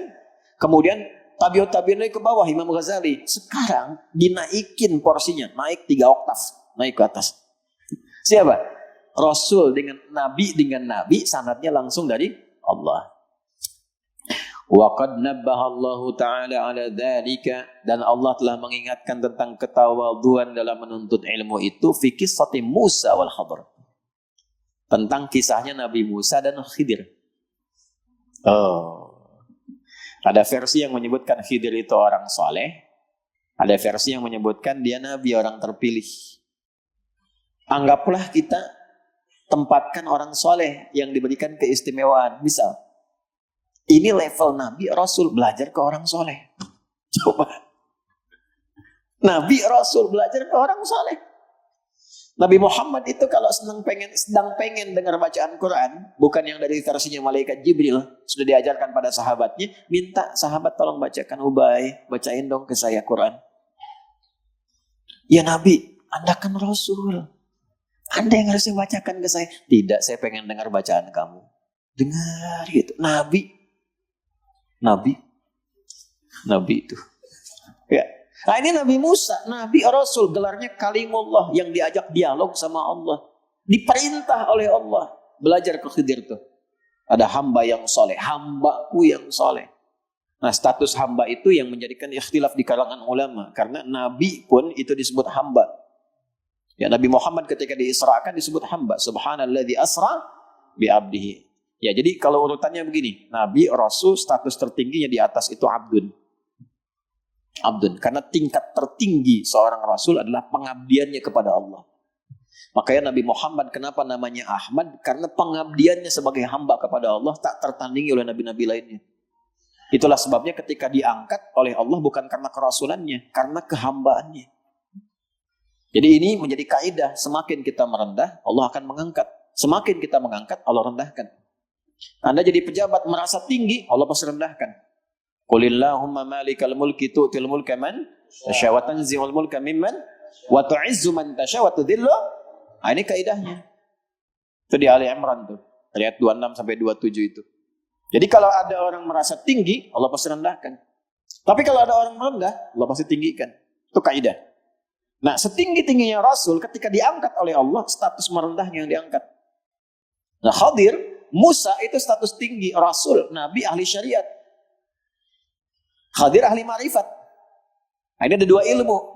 Ilmu syariat, ilmu ma'rifat. Dua-duanya ketemu di hakikat. Untuk menemukan yang hak. Hak itu kembali ke Allah. Al-haqqu min rabbika fala takunanna minal mumtarin. Al-Baqarah 147. Nah, dalam menemukan yang hak itu nanti setiap orang itu punya kecenderungannya. Ada yang belajar ya di A, ada yang belajar di B, ada yang senang tahajud, ada yang senang baca Quran, senang puasa. Semua ragamnya sama untuk mendekat kepada Allah. Dibagilah 3 bagian. Dasarnya syariat. Nanti ada ma'rifat. Ketemunya di hakikat. Nah, ma'rifat tidak meninggalkan syariat. Awas, hati-hati. Makanya di sini akan diajarkan bagaimana Musa pembawa syariat. Harus ngajarkan syariat nih. Zahir. Sebuah hukum yang zahir. Ma'rifat hukumnya batin. Maka ditemukan antara yang batin dengan yang zahir. Yang dua-duanya sumbernya dari Allah. Tapi ada sanadnya. Jelas gak? Halo? Ya. Nanti yang jalur ma'rifat ini turunannya menjadi akhlak. Ya. Instrumennya tasawuf. Tasawwafa ya tasawwafu. Min safa'il qalbi. Untuk memurnikan hati. Ya, orangnya disebut sufi. Jadi sufi itu orang yang belajar dengan syariat untuk mengenal Allah. Supaya hatinya bersih. Ya. Kalau kita mau nyaring yang kotor supaya murninya muncul. Disebut tasfiyah namanya. Tasfiyah. Tasfiyah. Bukit sofa, bukit yang menyaring kita saat masuk, hatinya harus bersih dulu. Makanya tawaf dulu. Supaya saat naik hatinya bersih. Itu filosofinya demikian. Ya, jadi sufi itu bukan orang yang ke goa, ke gunung gitu, bukan. Ya, dia belajar untuk mendekati Allah, untuk membersihkan hatinya. Nah, belajar ma'rifat itu lewat syariat. Jadi nggak bisa ninggalkan syariat demi ngejar ma'rifat, itu nggak bisa. Saya ingin membersihkan hati dengan meninggalkan sholat, itu nggak mustahil. Ya, makanya Syekh Hasim bilang orang kita orang error. Ya, saya ingin datang ke seorang alim, yai konsultasi, tiba-tiba adzan. Allahu Akbar, Allahu Akbar. Diam aja yainya, diam. Sampai waktu sholat habis, dia diam, kita sholat tanya. Yai, kok tadi gak kelihatan sholat? Oh yai, itu jasad jadi sini, cuma rohnya sedang sholat. Nah, itu error. Ya, karena gak mungkin ya tidak meninggalkan sholat. Gak meninggalkan syariat itu gak mungkin. Jadi jalannya sama. Di sini ingin diajarkan oleh Allah, ahli syariat belajar pada ahli ma'rifat. Tapi poinnya bukan itu. Poinnya apa? Ketawaduan sebagai etik yang dijaga. Perintahnya langsung adab dulu sebelum ilmu. Walaupun ilmu bersanding dengan adab. Tapi adabnya muncul dulu. Di mana kita temukan? Lihat kalimatnya. Fi qissati Musa wal Khadir alaihi wassalam biqaulihi innaka lan tastati'a ma'iya sadara. Ketika Nabi Musa datang, kan dari ayat 65 itu kita akan temukan kisah itu kan sampai ke bawah kan? Ya, ilmu langsung dari Allah, min laduna ilma, diberikan. Kalimat pertamanya, Musa, aku khawatir kamu gak bisa sabar tuh denganku nanti kalau belajar. Ya kan? Terus beliau jawab, ya, enggak, aku insya Allah sabar. Beri kesempatan. Belajar kan? Nah, sekarang perhatikan, apa yang diminta oleh Khadir pertama kali, itu adabnya. Adab itulah yang kemudian memudahkan kita bisa menangkap ilmu. Dan bersabar dalam menjalani ilmu. Apa adabnya? Kita bacakan ayatnya. Perhatikan kalimatnya. Lihat ayat 67-nya nanti di surat Al-Kahf ya. Fala tas'alni an syai'in hatta uhditsa laka minhu dzikra. Adab pertama, jangan banyak tanya ya. Ikut aja. Coba. Jangan banyak tanya, ikut aja. Adab kan? Adab kan? Jadi Anda bayangkan seorang Rasul, seorang Nabi belajar kepada hamba Allah yang soleh, masih diminta beradab. Tuh, kita bukan Nabi, bukan Rasul, belajar juga, nggak beradab. Ini masalah. Ya, jangan banyak tanya. Kalau ingin cepat dapat ilmu dariku yang Allah titipkan padaku, syarat pertama ada adabnya. Ikut aja, jangan banyak tanya. Tawadhu pada guru, merendahkan diri karena ilmunya. Cuman di situ apa? Musa banyak nanya kan? Ya, dan pertanyaan itu penting untuk mengkonfirmasi beliau Rasul. Jadi bukan karena salah. Makanya kalau orang awam akan melihat menang 1-0, Khidir menang di atas Musa. Kalau orang paham ilmu, orang akan mengatakan 1 sama. Tidak ada yang menang. Karena Nabi Musa memang harus memprotes itu untuk menunjukkan beliau Rasul. Rasul kan tugasnya menjaga syariat. Kalau tidak nanti orang tebak-tebakan. Ya, tiba-tiba jalan pakai perahu, perahunya dilobangin. Perahunya perahu orang. Ada orang naik perahu, perahunya milik orang lain, tiba-tiba ngelobangin perahu orang. Secara syariat kan nggak boleh. Ya, Bapak nih Pak ya, mohon maaf nih, pulang dari Al-Azhar, tiba-tiba security lubangin ban mobil Bapak. Pak, dilubangin. Saya tanya, secara syariat boleh nggak? Nggak boleh, secara fikih nggak boleh. Artinya mengambil hak orang, merusak hak orang. Secara fikih salah. Nabi Musa karena beliau Nabi Rasul menjaga syariat. Dikatakan, Khidir kok melubangi perahu? Nggak boleh kan, bukan punya kamu. Kata Khidir begini, ada lagi yang tanya, nanya kan? Nanya kan? Saya udah bilang dari awal, kamu nggak akan sabar sama saya. Adabnya dijaga dulu. Ya, maaf. Saya nggak nanya habis itu. Ya, ternyata hikmahnya apa? Nah, secara ma'rifat kan diinfokan oleh Allah. Di depan itu ada perompak, senang perahu yang utuh. Dan gak akan diambil kalau cacat.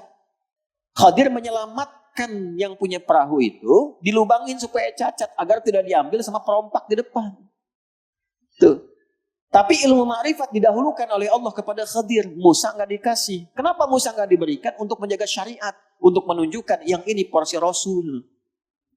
Ini porsi Nabi. Yang ini porsi yang berbeda.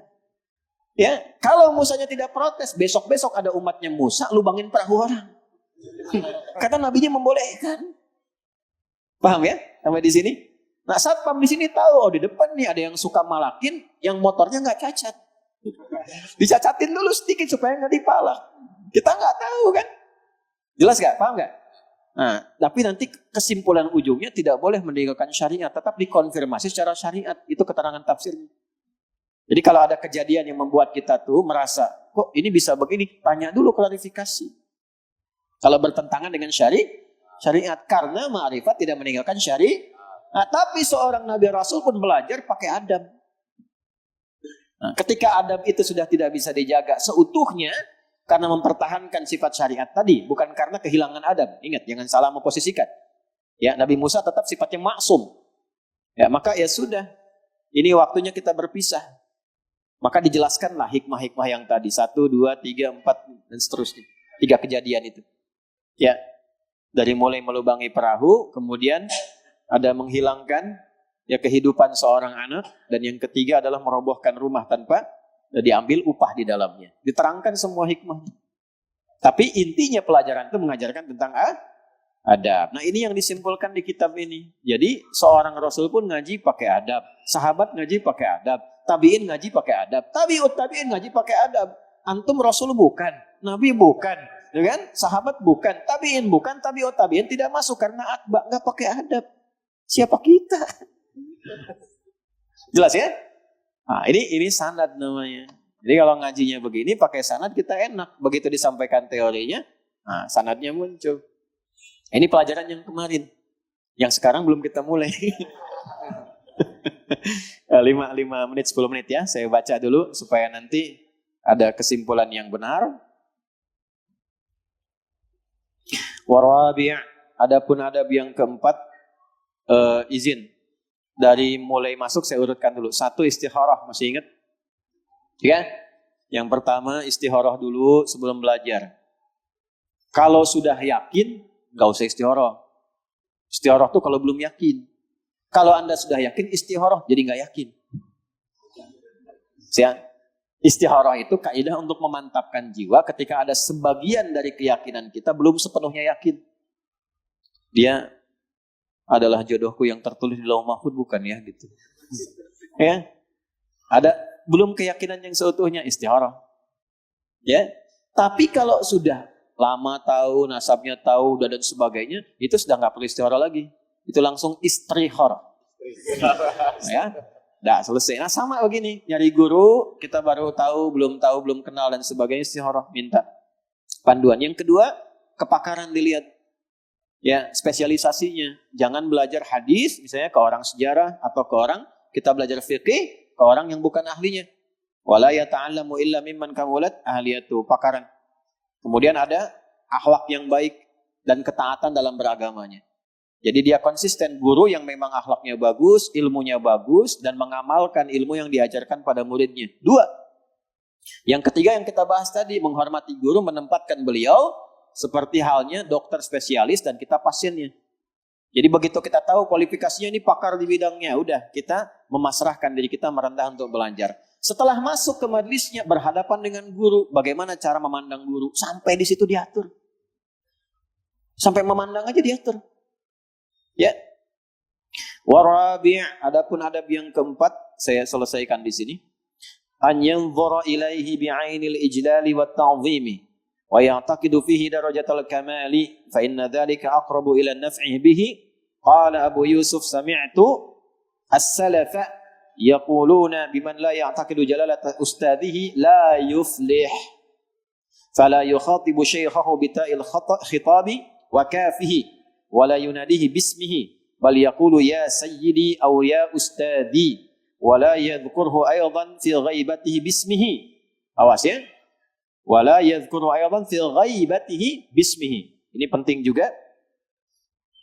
Illa maqrunan bima yush'iru bi ta'dhimihi ka qawlihi qala asy-syaikhu al-ustadhu kadza aw qala syaikhuna aw nahwa dzalika.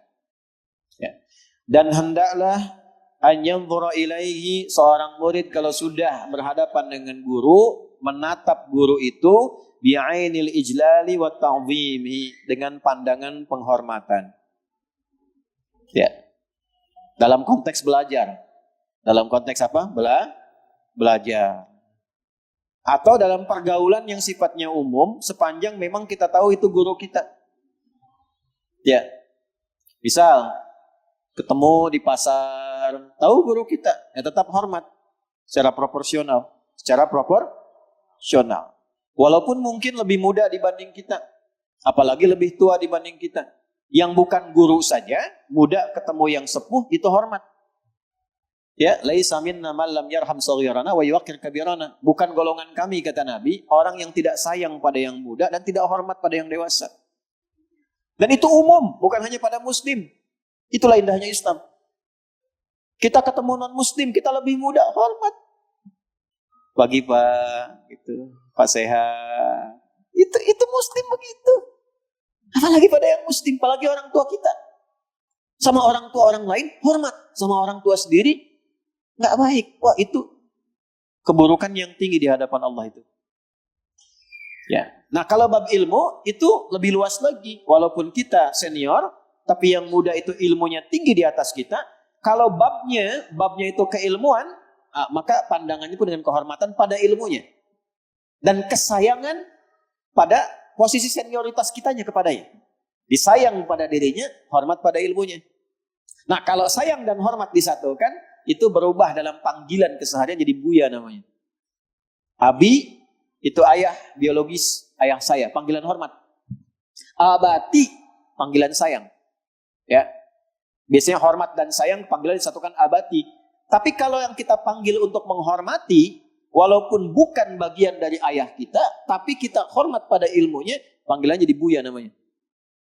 Buya Hamka kan bukan ayah kita, tapi kita hormat pada ilmunya. Jelas sendiri? Ya, oke, kalau ada misalnya masih muda tapi dipanggil misalnya Buya, ya nggak apa-apa. Dia Buya bagi anaknya, disayang oleh anaknya, kita sayang pada ilmunya. Jelas ya? Nah, kemudian di sini melihat dengan penghormatan karena ilmu yang disampaikan. Wa ya'taqidu fihi darajatal kamal, dan kita meyakini bahwa dengan penghormatan itu pada guru itu melekat satu kesempurnaan dalam konteks ilmu. Bukan kesempurnaan sebagai manusia. Kalau manusia pasti salah. Ya, dengan keyakinan bahwa dia punya ilmu lebih lengkap dibandingkan pengetahuan saya. Saya baru sekedar sholat, dia sudah paham dengan isi sholat. Maka saya belajar dari dia. Maka ketika melihat ada penghormatan kita karena dasar ilmu. Kenapa? Nah ini yang mau saya kaji. Ini jarang dibahas, di syarahnya nggak akan kita temukan. Karena mata itu selain sumber pengetahuan, juga sumber perilaku. Apa yang dilihat itu tembus ke sini. Kemudian menjadi respon. Ibu kalau melihat drama Korea, kan yang melihat mata. Tapi yang aktif kan ini rasa. Jadi perilaku kan akhirnya. Lihat drama Cina. CEO yang menyamar, semua edisi sama isinya, masih tonton aja. Padahal di Cina udah dilarang gitu. Ya, kan yang dari mata itu, makanya kenapa orang bilang dari mata turun ke hati. Kenapa turun ke sini? Jadi sikap.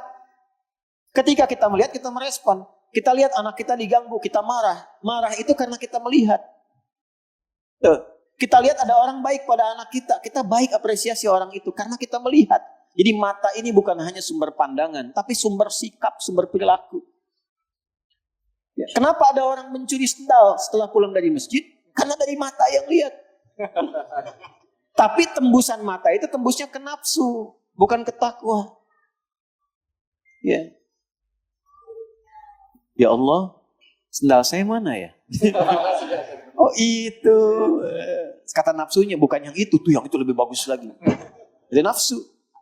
Nah, kenapa mata ini penting dijaga dengan adab penghormatan? Karena ketika adab itu tidak ada, begitu melihat guru yang muncul apa? Sikap.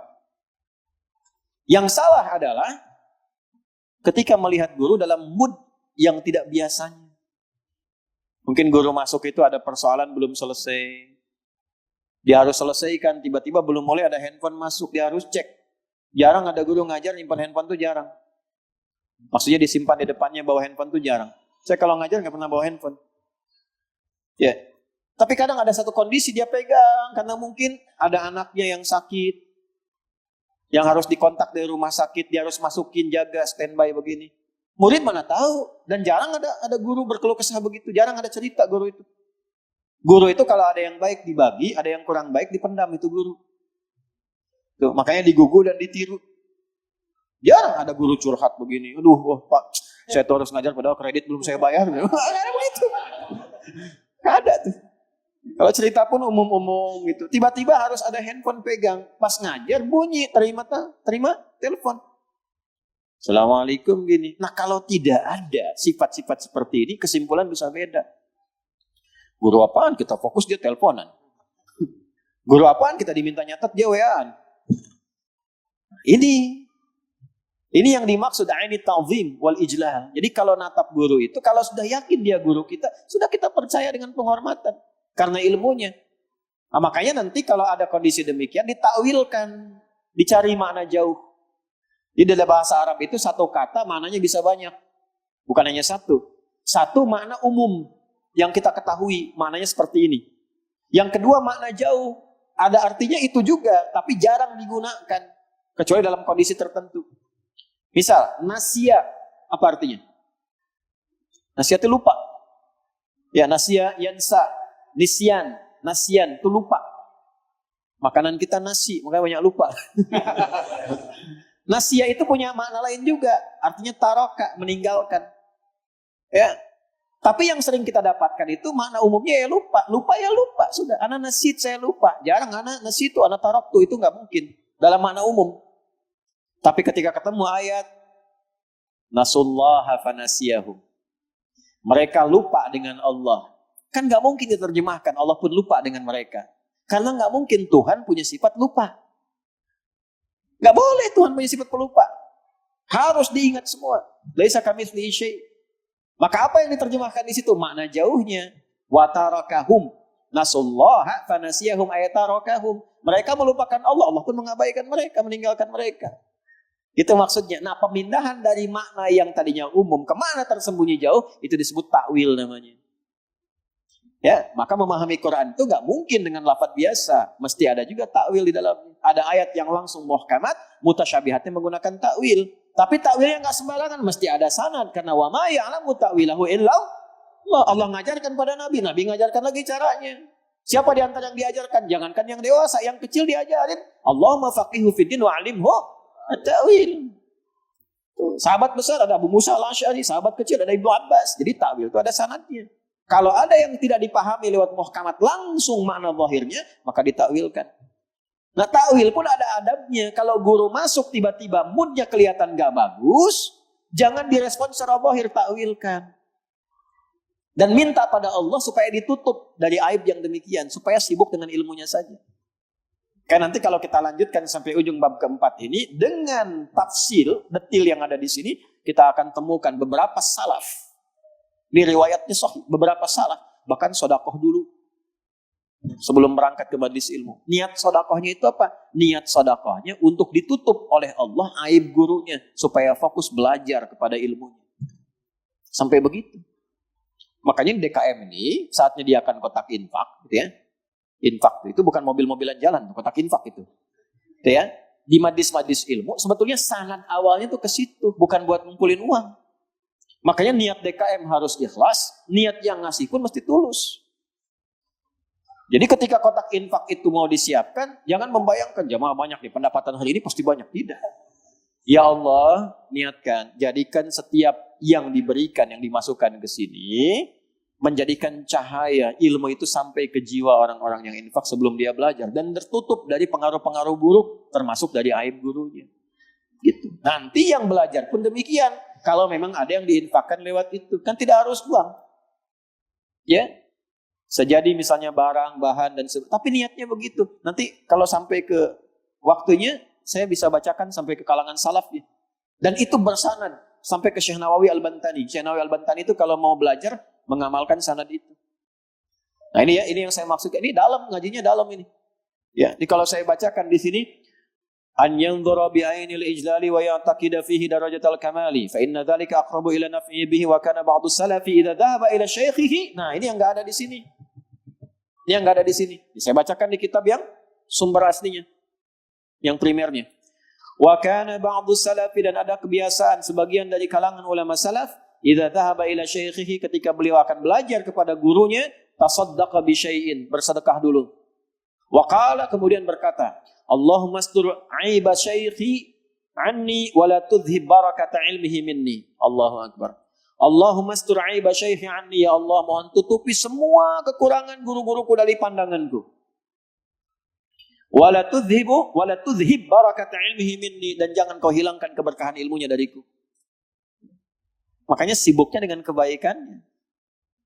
Kalau ada kekurangan guru yang menunjukkan oleh Allah, kadang guru itu dipelesetin.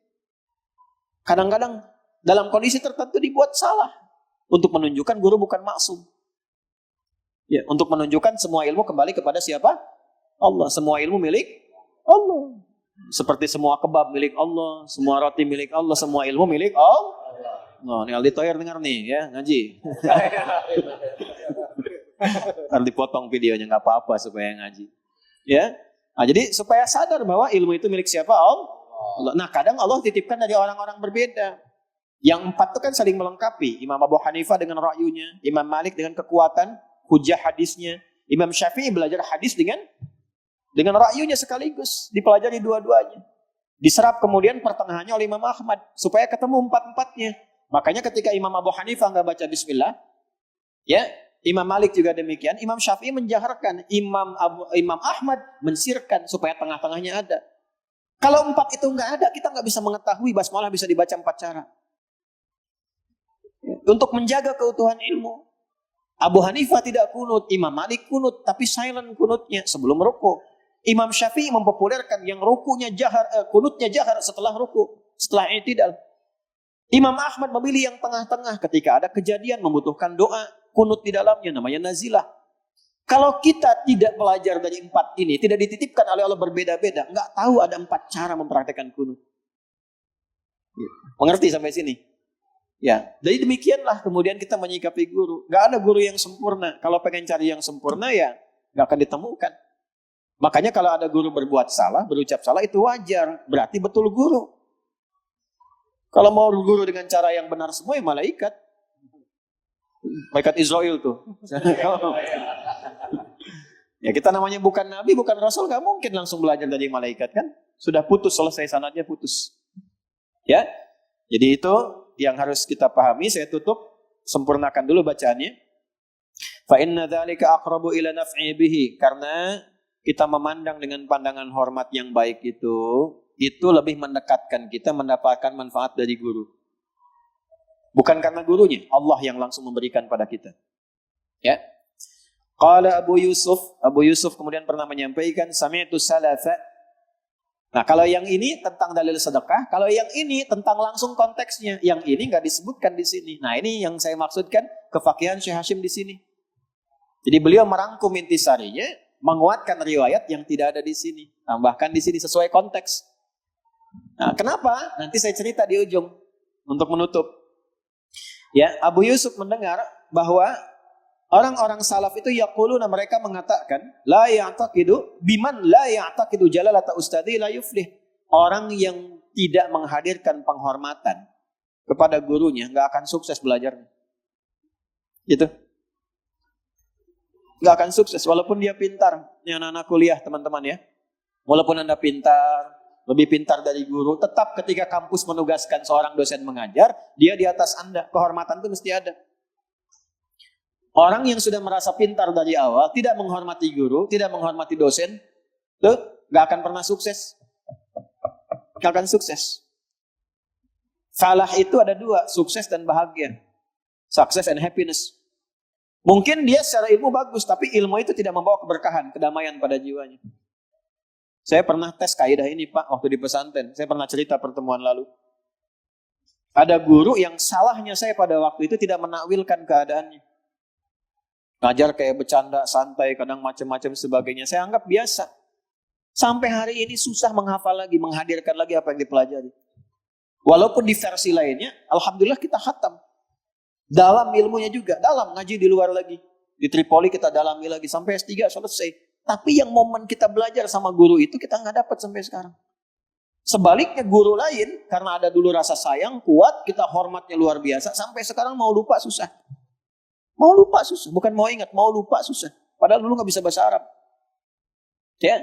Nah, ada kondisi di zaman-zaman yang dulu sebelum Syekh Hashim di 639 Hijrah ini, orang sudah paham kaidah ini, masuk ke guru, hormat dan sebagainya. Yang belum paham apa? Yang sedekah. Maka disebutkan di sini konteks sedekah. Tapi di sini ini yang ngerti, ada orang tahu sedekahnya rajin, tapi ke gurunya nggak hormat. Sedekah rajin. Ada orang-orang sana kalau pengajian kan ada kotak, sedekah dan sebagainya. Tapi apakah setiap orang yang masuk itu punya penghormatan terhadap guru dengan baik? Belum tentu. Makanya yang dimunculkan Syekh Hashim itu yang kedua. Artinya apa? Ada potensi gejala di masa itu kelihatan ada orang-orang santri yang belajar itu merasa pintar. Sehingga kurang hormat pada gurunya. Padahal ada boleh jadi ilmu-ilmu guru yang belum dia serap. Makanya dikutiplah yang ini. Ya. Sami'tu salafa yaquluna biman la ya'taqidu jalalata ustadzi la yuflih. Ya, kalau enggak hormat pada guru itu ya sudah, enggak akan mendapatkan keberkahannya. Fala yukhatibu syaikhahu bita'il khitabi wa kafihi. Maka salah satu cara menghormati setelah memandang bicara, mau nanya nih. Nah, maka jangan bertanya dengan langsung memanggil guru dengan ta khitab atau kaf khitab. Kamu, Anda, engkau. Lihat adabnya ya, lihat adabnya nih. Adabnya. Dalam Islam tuh sampai Anda saja dianggap kurang sopan kepada guru.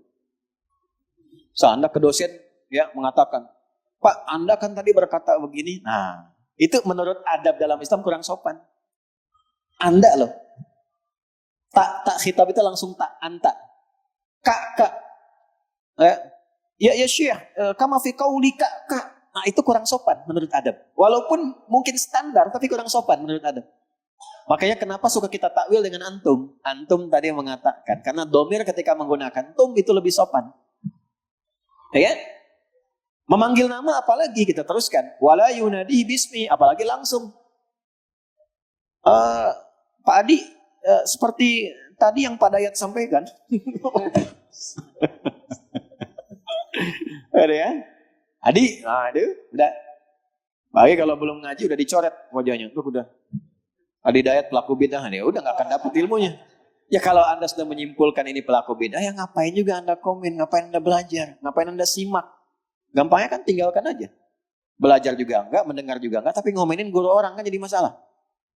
Nah, boleh saya nggak boleh begitu, nggak boleh. Pada siapapun nggak boleh begitu. Kalau Anda udah belajar ini praktekkan. Jelas?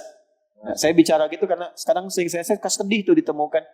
Kadang saya lihat handphone, lihat, kok ini orang dicoret-coret mukanya begini. Disilang pakai merah gitu. Apa manfaatnya? Ya kalau sudah nggak suka, ya sudah tinggalkan. Itu kan gampangnya begitu. Kalau nggak mau belajar, ya sudah. Jangan dicela. Kehilangan adab kalau seperti itu. Ya, biasanya belajarnya dari sanad otodidak ke atasnya itu. Jadinya nggak belajar. Ya. Fala yukhatibu syaikhahu bita'il khitabi wa kafi wa la yunadi bismihi bal yaqulu ya sayyidi aw ya ustadi. Tapi katakanlah sayyidi. Sayyidi itu maksudnya Pak. Pak, tadi Bapak berkata demikian. Dosen kita siapapun, Bapak menyampaikan kata ustad. Ustad. Ya, kalau kata orang Makassar ustaz. Ya. Ustaz. Wala yadhkuru aidan fi ghaibatihi bismihi Allah illa maqrunan bima yush'iru bi ta'dhimi ka qauli qala syekhul ustad kada aw qala syekhuna aw naqi dzalika. Dan hebatnya begini di adab Islam, walaupun bicara di belakangnya. Jangan langsung dengan namanya. Tuh, walaupun sedang kesal jangan disebut namanya. Itu si Asep tadi bilang apa sih di kelas tuh? Ya Allah, Pak Asep. Ustadz Asep, guru kita, dosen kita. Tadi dosen kita nerangin apa ya? Saya lupa tadi yang bab ini. Nah begitu. Itu adab. Nanti, nah ini yang paling dalam ya. Ini belum diajarkan. Nanti penghormatan seperti itu ditanamkan oleh Allah pada diri kita frekuensi yang seimbang, yang sama dengan guru. Maka tanpa sadar nanti guru tiba-tiba ingat kita. Tuh, mendoakan kita. Itu yang dijaga. Paling mahal dapat doa dari guru itu paling mahal. Ya, lebih mahal dibandingkan foto. Ya, kalau ketemu guru lebih enak minta doa daripada minta foto. Walaupun tidak dilarang nggak apa-apa ya. Nah ini yang kita pelajari di hari ini.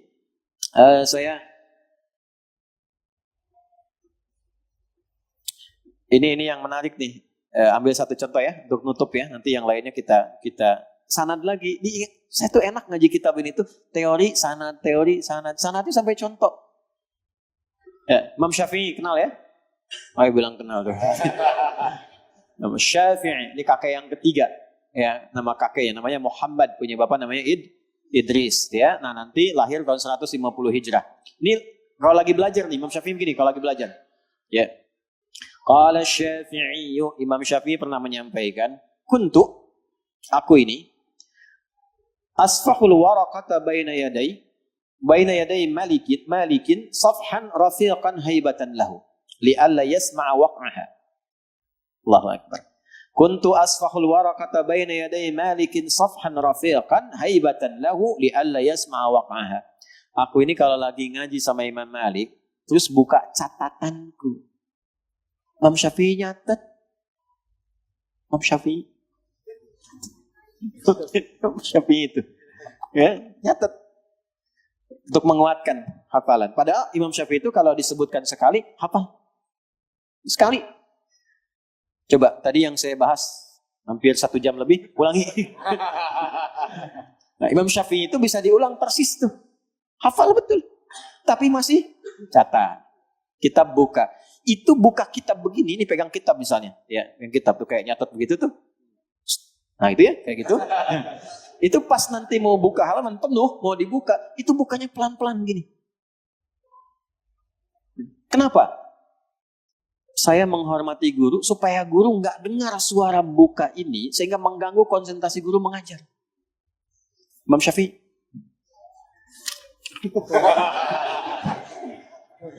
Suara nampak. Terus guru kan ngelihat siapa tadi ya.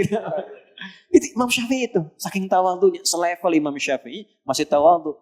Lihat urutannya. dari sebelum ketemu guru, udah dapat guru, masuk majlis, lihat guru, manggil guru, nyatet di depan guru. Ada adabnya.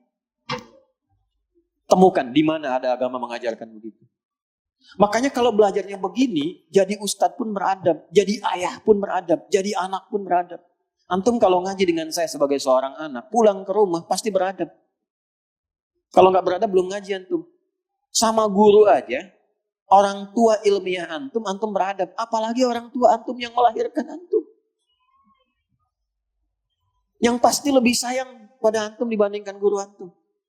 Harusnya lebih beradab. Kalau ada yang ngaji sama saya, sama orang tuanya nggak baik, sama orang tuanya nggak baik, itu nggak berkah belajarnya. Cari guru lain supaya lebih benar. Walaupun orang tuanya sudah tiada. Hanya doa tuh. Habis ngaji itu doa buat ayahnya, ibunya. Ayah supaya dimudahkan pekerjaannya. Kalau meninggal diberkahi, diterangi kuburnya dan sebagainya. Terus antum berdoa supaya belajar antum tuh jadi doa anak soleh untuk orang tua. Terus nanti ilmu yang diajarkan pada anak-anak antum lagi jadi cahaya untuk ayah antum ke atas. Itu langsung tuh ketemu 3.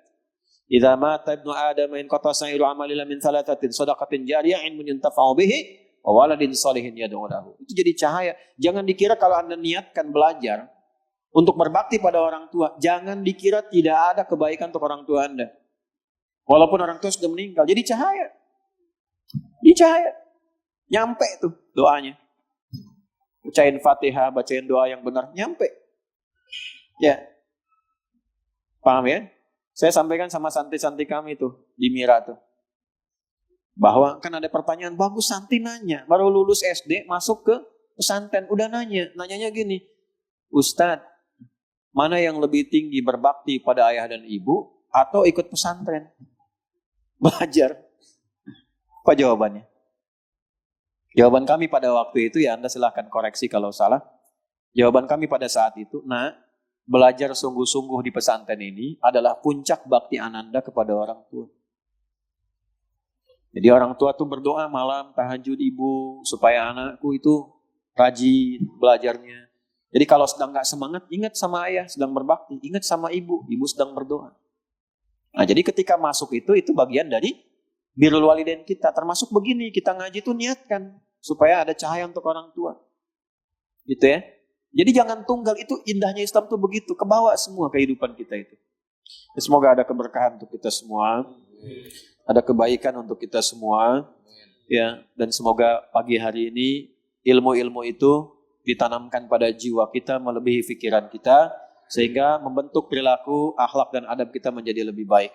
Demikian yang bisa disampaikan di hari ini. Semoga membawa manfaat dan kebaikan untuk kita semuanya. Dan nanti yang lain-lainnya insya Allah kita susulkan ya dalam kebaikan-kebaikan. Allahumma taqabbal minna innaka antas sami'ul alim wa tub 'alaina innaka antat tawwabur rahim. Allahumma rabbana atina fid dunya hasanah fil akhirati hasanah wa qina adzabannar. 'Allimna ma yanfa'una ya Allah wa waffiqna fima fahimna lin'amala bihi ya rabbal alamin. Wa sallallahu ala sayyidina Muhammad wa ala alihi wa sahbihi ajma'in. Wa akhiru da'wana subhanakallahumma rabbana wa bihamdika asyhadu an la ilaha illa anta nastaghfiruka wa natubu ilaik. Alhamdulillahi rabbil alamin.